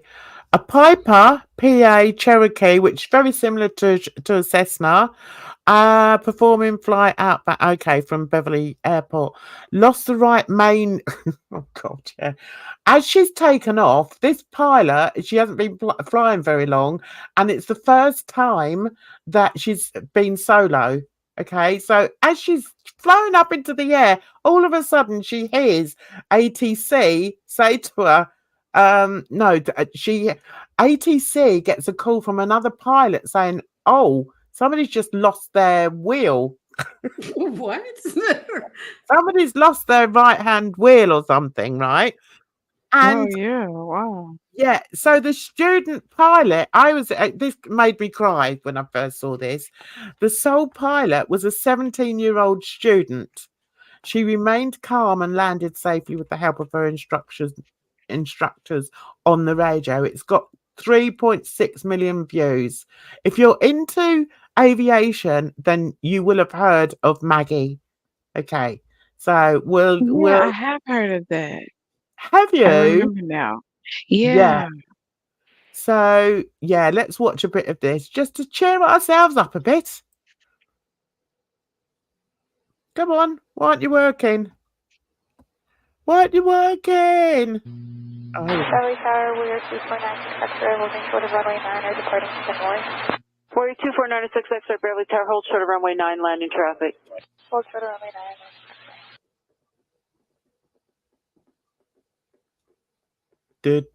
9. Warrior 24906 X-ray, runway 9, full length, cleared for takeoff. Warrior 24906 X-ray.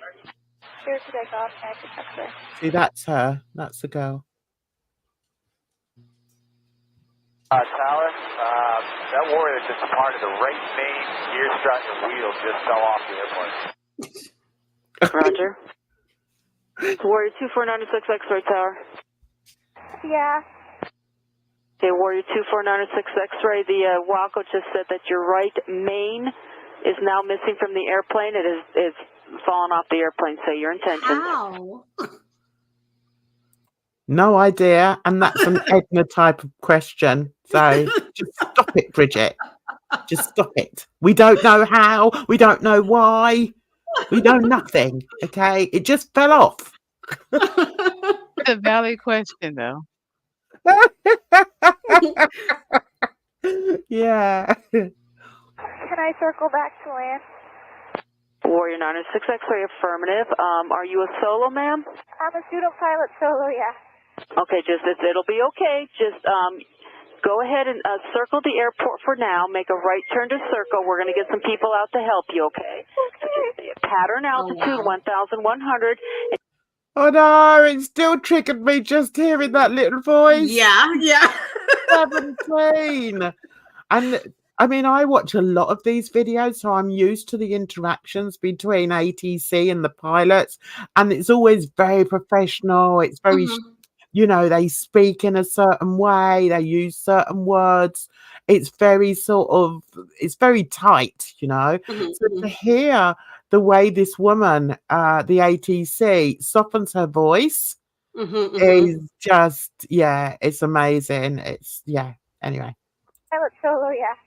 Okay, it'll be okay. Just go ahead and circle the airport for now. Make a right turn to circle. We're going to get some people out to help you, okay? Okay. So pattern altitude, 1,100, and you can make a right turn out, okay? Okay. Bless her. So. Warrior 906 X-ray, just circle. We're going to get some people out to help you. Everything will be okay. Okay. Bless her. 906 X-ray, just continue to circle. Go ahead and fly overhead the runway, just like you would be flying a normal pattern, but just... Hey, Meta, play some music. Hey, what's your ETA? Maintain your altitude. We're going to get someone out on the frequency to help you, all right? All right. And then 906 X-ray, just continue circling. We've got possibly an instructor that should be able to come up on the frequency, all right? All right. Can you imagine that, though? First time you're out there on a bloody flight on your own and a wheel falls off. Oh, and then you've got Edna on the ground shouting, "Why? How did it happen? How did your wheel fall off? I don't know. It's fallen off. For God's sake, get me down on the ground."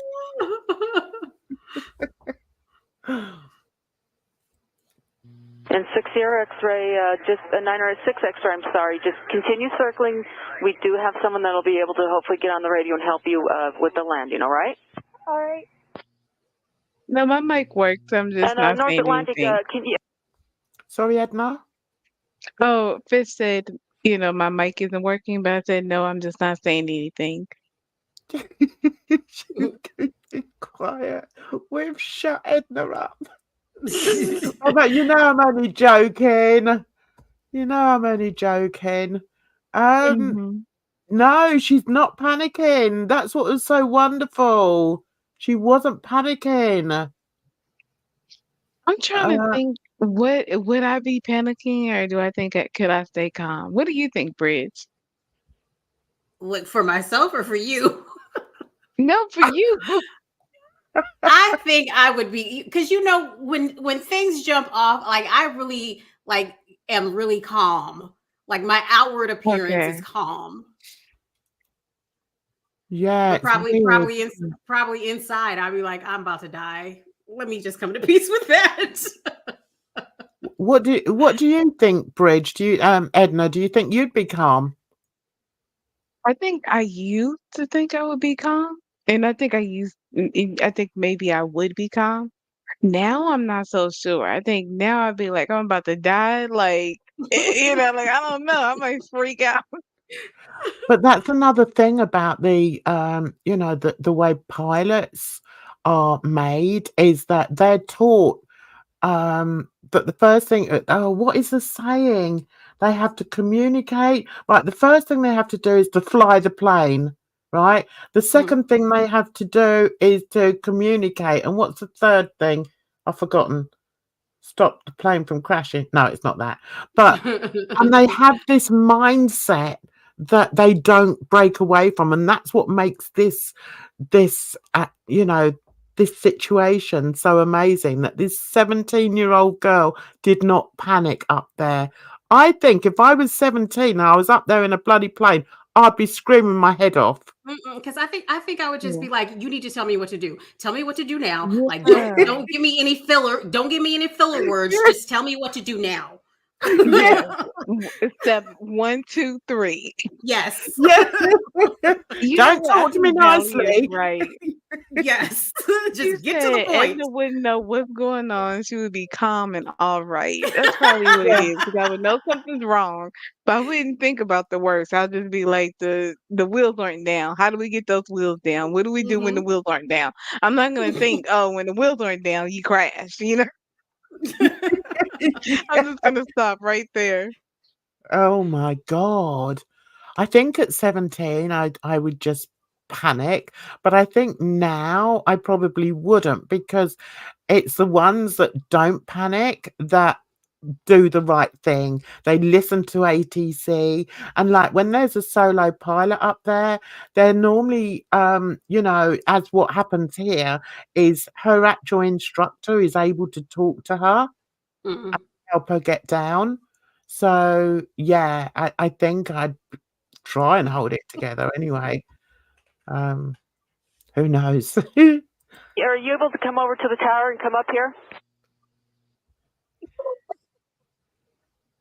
Right, ATC is now calling her instructor. Okay.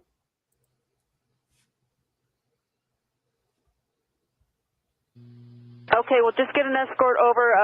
We have a DC-3 that they want to try and get in before her, but she's still circling, so we would prefer to have you up here. She's still flying around the 906 airport. X-ray tower. Yeah. Okay, 906 X-ray. We have one of the instructors up here, Greg. He just wants to make sure how you're doing. Okay. Oh, bless her. Hey, Maggie, this is Greg. How you doing? See, this is what I would Good as need. it gets, I guess. Yeah, listen, it's going to be okay. So you got plenty of fuel. You got the aircraft under control. So you're just going to continue circling. John's going to be here shortly, and we'll keep you updated. But we'll work it out. He sounds a bit wobbly. His voice sounds a bit wobbly, doesn't it? It definitely does. Like, But you are then- not reassuring me, guy. I need to buy that. Just give me John. We don't know Oh about my Greg. God. But you could hear his voice, can't you? Bless him. But then if you think about it, he's thinking, I've got the life of this girl in my hands right now. Someone should Yeah. put this in my lap. So yeah, super scary. And you can tell you can tell that he doesn't want to lie to her. So he's like, okay, Yeah. you got he's like, this is what we have on our side. We're gonna be okay. Yeah, as Sasha says, Greg has this covered. No, Greg's hoping for John to come on because he's really struggling here. It's like, oh shit, I can't believe you've done this to me. Get your ass up here, John, for God's sake.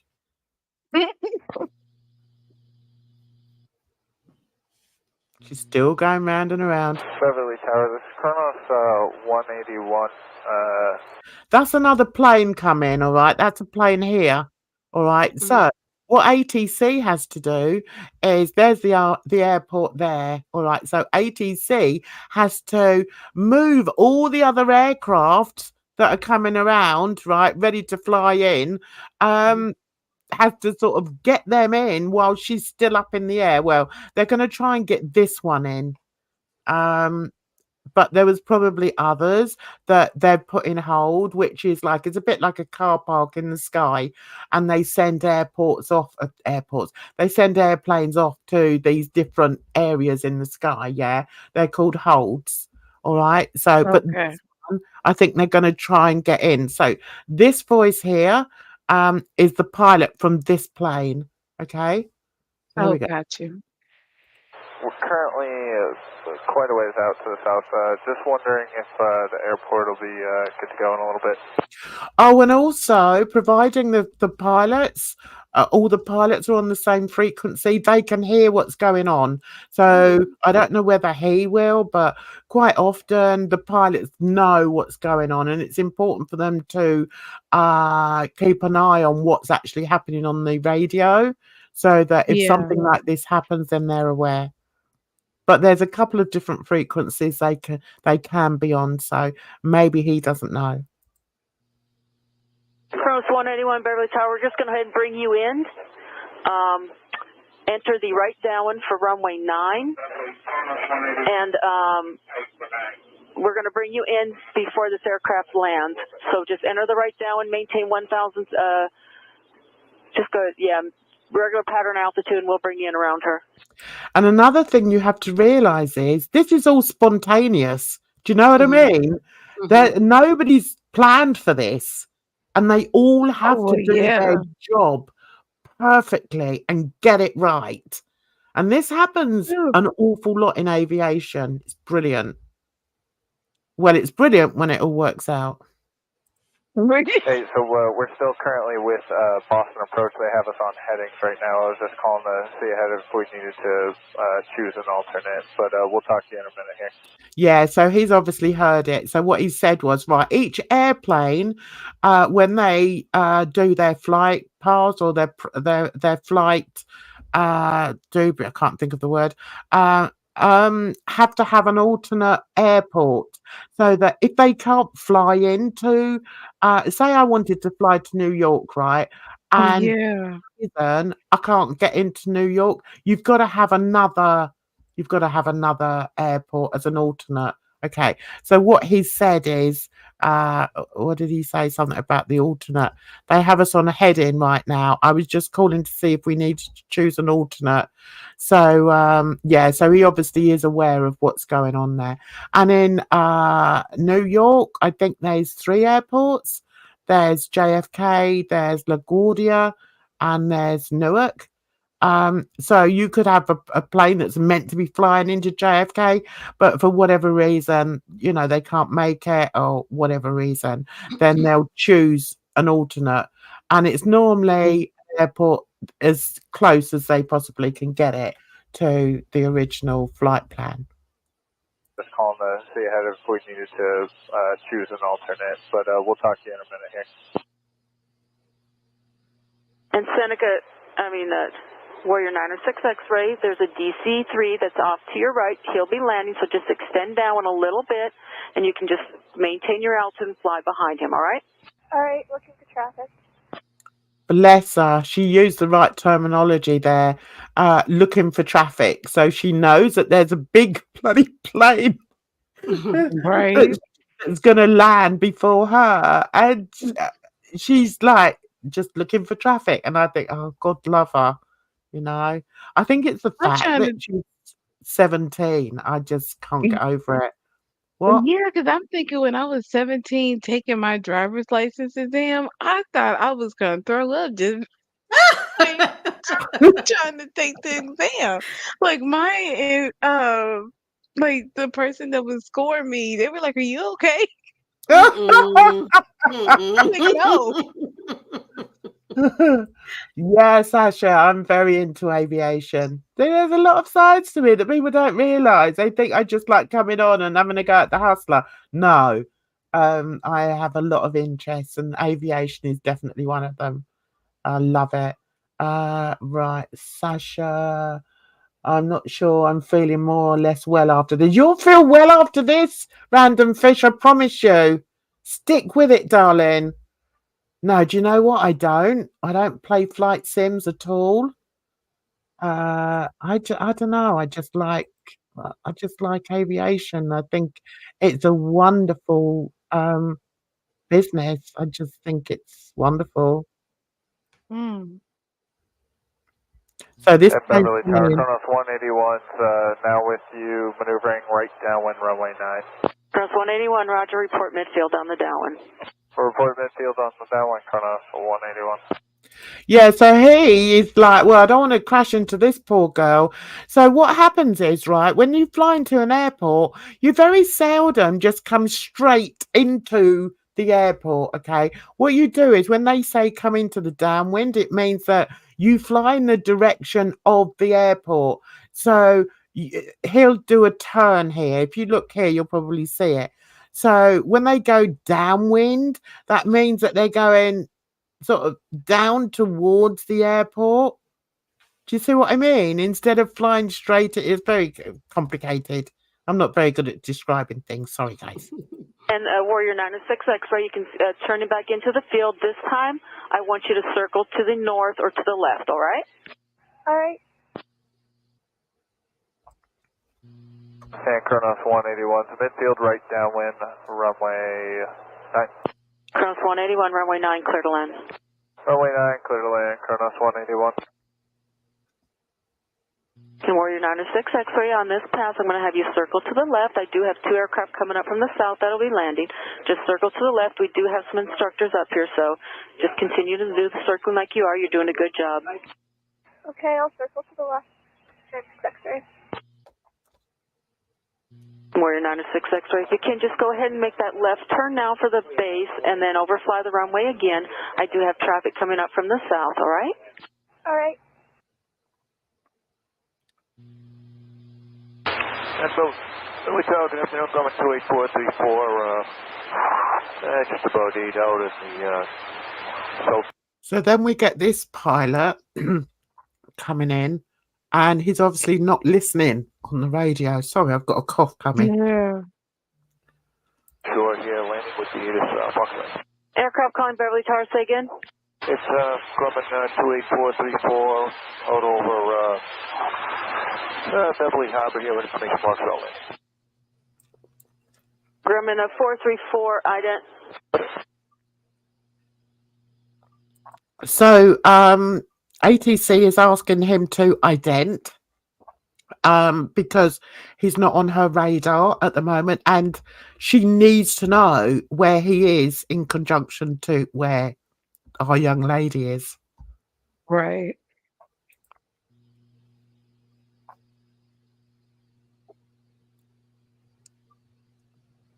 Grumman 434, roger, enter the right down for runway 9. Right down for 9, Grumman 434.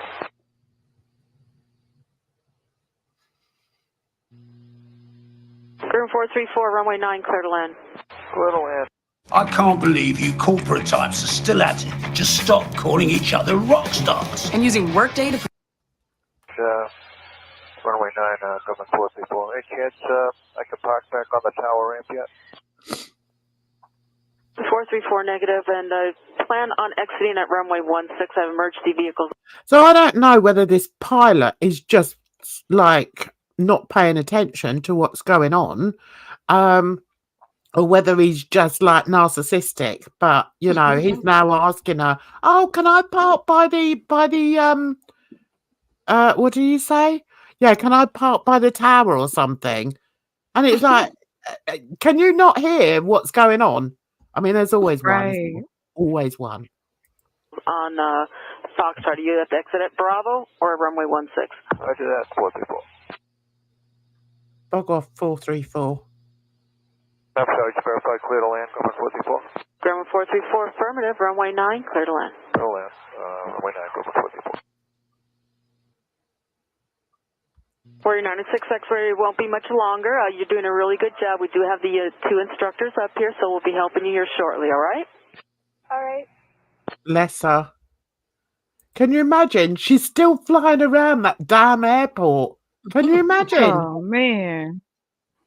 Oh my God. And you know it feels like an eternity. I know. Awful. Maggie, this is John. How you doing? I'm okay. Okay, you're doing a great job flying the airplane. Keep doing what you're doing. They're going to stage the equipment just in case anything's needed there, but we're just going to wait. We're going to take our time here. Can you imagine? I'd be like, John, get me the hell out of here! Right? I'm on John, my take a break. What do you think? Can you imagine?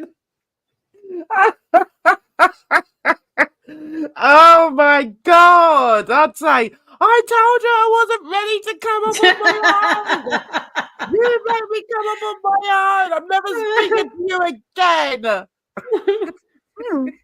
Can you imagine? Oh my God. We got plenty of time. You got plenty of fuel. We got plenty of daylight. So just try to relax. And you always heard me say, go back to basics. So we're going to work the basics here as much as possible, okay?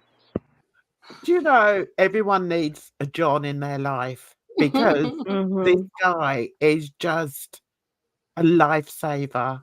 I mean, we have to remember this guy is on the ground talking to a 17-year-old girl who is in the plane on her own, has never landed a damn plane on her own before, and he's going to talk her down. This is why I love aviation. All right.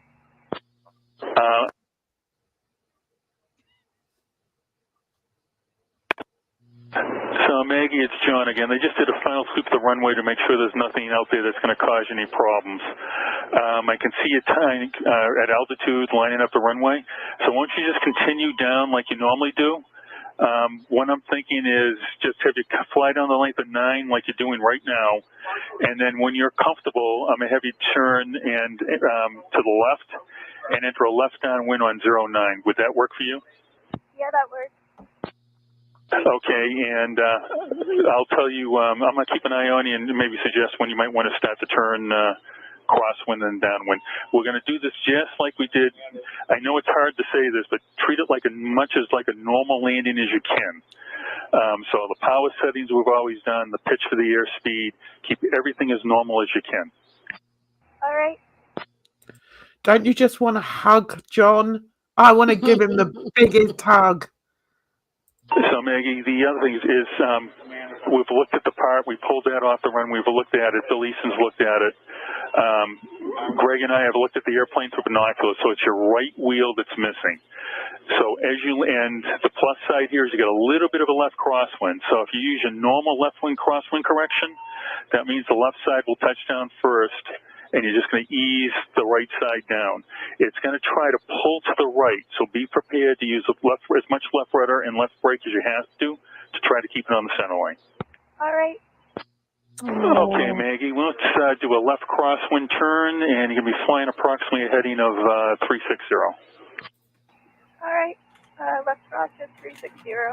So Maggie, you're in a better position than I am to call when you want to turn left downwind, but give yourself plenty of room. You don't want to cut the base too tight. So as you turn downwind, make sure like the left wingtip, just the left wingtip is just touching the runway. That should give you sufficient space. You know, like I said, as much as normal as possible. All right. I'd be like, what are you saying? Just get me down. I can't cope with this, John. It's no good. He already lost me. I was like, okay, and one more time for me, please. What about Greg? Greg sort of gave him, well, he was just a bit nervous, I thought, but John, he's showing no nervousness. You're too baked for this. It serves you right. Right through, Greg.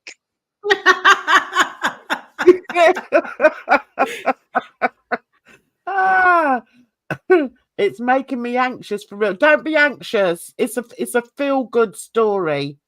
Mind you, I cried when I heard it, but yeah, no, it's great. Jan's already turned her back on Greg. Yeah, well. It's all John.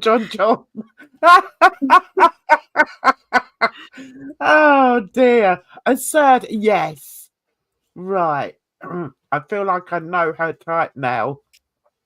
Assertive and calm, verbal. Also, Greg. Greg was like, trying to be here soon. Like, Okay. Greg. Just keep circling. You got enough fuel. John is coming. But I'm sure we'll get you down at some point. Yeah, don't worry about it. John, where the hell are you? Get your ass over here. What's real good, Maggie? You get enough spacing out there? I think so, yeah. We're not going to rush everything. This is going to be perfectly normal. If something looks wrong, I'll tell you to do a go-around, but we're going to do a perfectly normal landing here. All right. Should I drop the flaps now? Yeah, once you reduce about... Right, dropping the flaps is when a plane comes into land and it just sort of slows the plane down a bit. It helps slow the plane down, but you shouldn't drop them too soon. You have to get to a certain height and a certain speed. 2,000, 2,100 RPM, and under the white arc, drop the flaps and trim it for about 80. All right. Okay, Maggie, let me know when you're comfortable and you're trimmed up. I think I'm good right now. Okay, so just like we've done it hundreds of times before, just kind of look back over the left wing. You want to be about a 45-degree angle from 9. And then I'd be like, what angle? What? Did you say angle? Did you say angel? What? I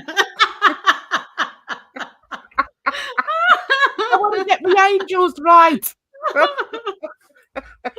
don't know why I'm laughing. It's serious. then bring the power back to, I'm going to say about 1,700 because there's not a lot of wind here, and just a normal turn to base. So you're going to be doing a left turn to a heading of 180 for that base leg. I am turning now. And everything's looking good, Maggie. Hang in there. Keep I'd be like, I don't want to turn. I just want to go straight. Just take me to an airport where I go straight because I don't like turning. doing what you've been trained to do. Okay, I'm going to drop the second notch of flaps. Okay, second notch of flaps and trim for about 75. All right. Okay, Maggie, as you're turning final, do you feel high or do you feel low? I feel high. Okay, let's reduce the power. Let's bring it back to about 1,400.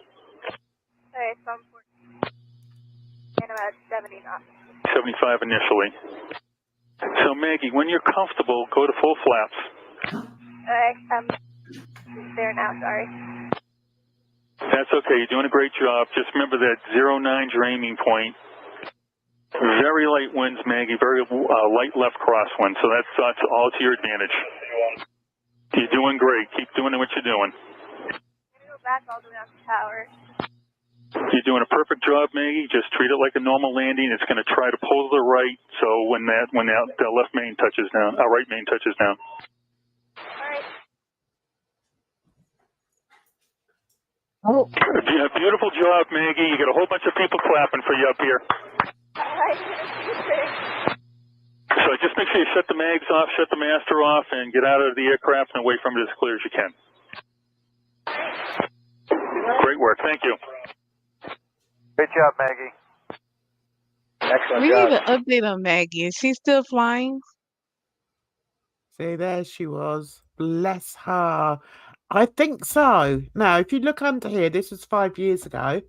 Her dad came on and said, to the fine folks at VAS Aviation, everyone who has expressed support and admiration for Maggie over the last week, we greatly appreciate your thoughts and words. To answer the question below, yes, Maggie has seen the video. And to M. Kate, don't be terrified. You, just like Maggie, will find the confidence you need if tested like this. Oh, look, and there's me. I wrote something 5 years ago. Congratulations for getting this out so fast. I love your channel. I teared up at her sad little voice. I imagine it being one of my kids up there. Well done, Maggie.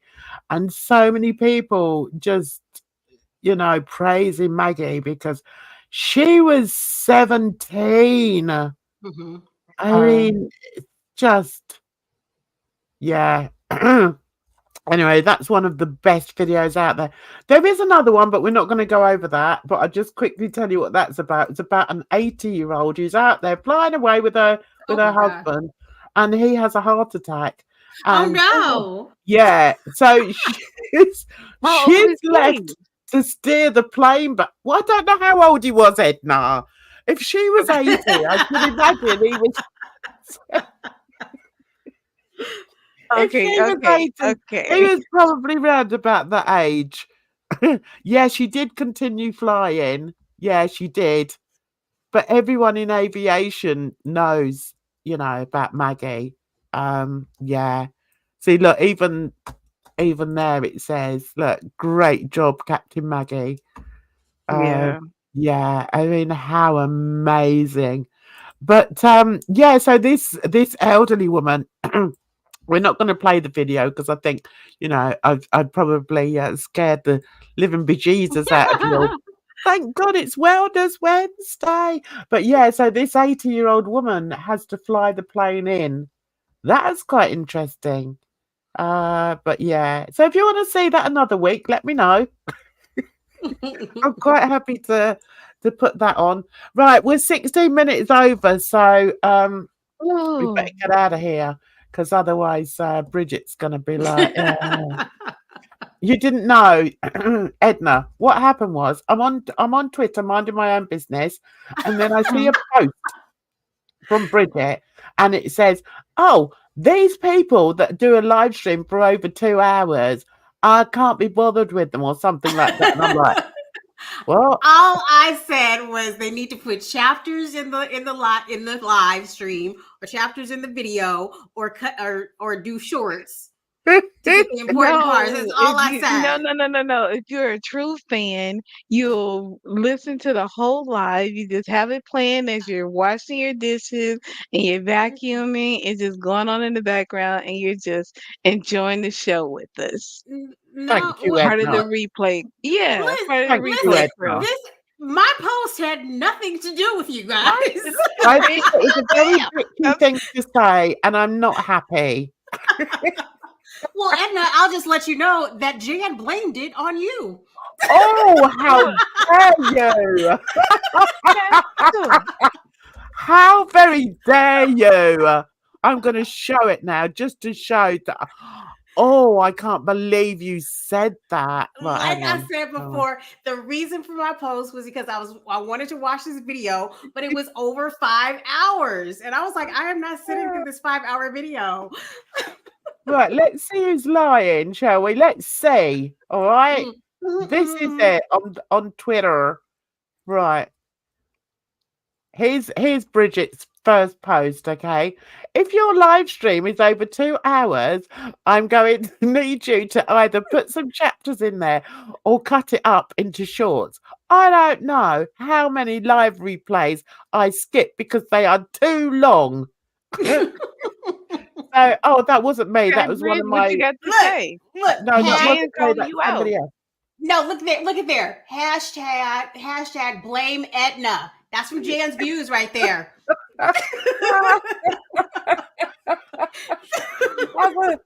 No, that's one of my. Like 30 minutes to get up here, though. Yeah, exactly. That's completely. I can't even be mad. I'm telling you. So then Bridget comes. I wasn't even thinking about you. Put this one up there, obviously. I'm looking for a new panelist. If anyone would like to come along, you're perfectly welcome. Anyway, girlies, thanks. Next week Thanks is going to be much. Valiant Fish.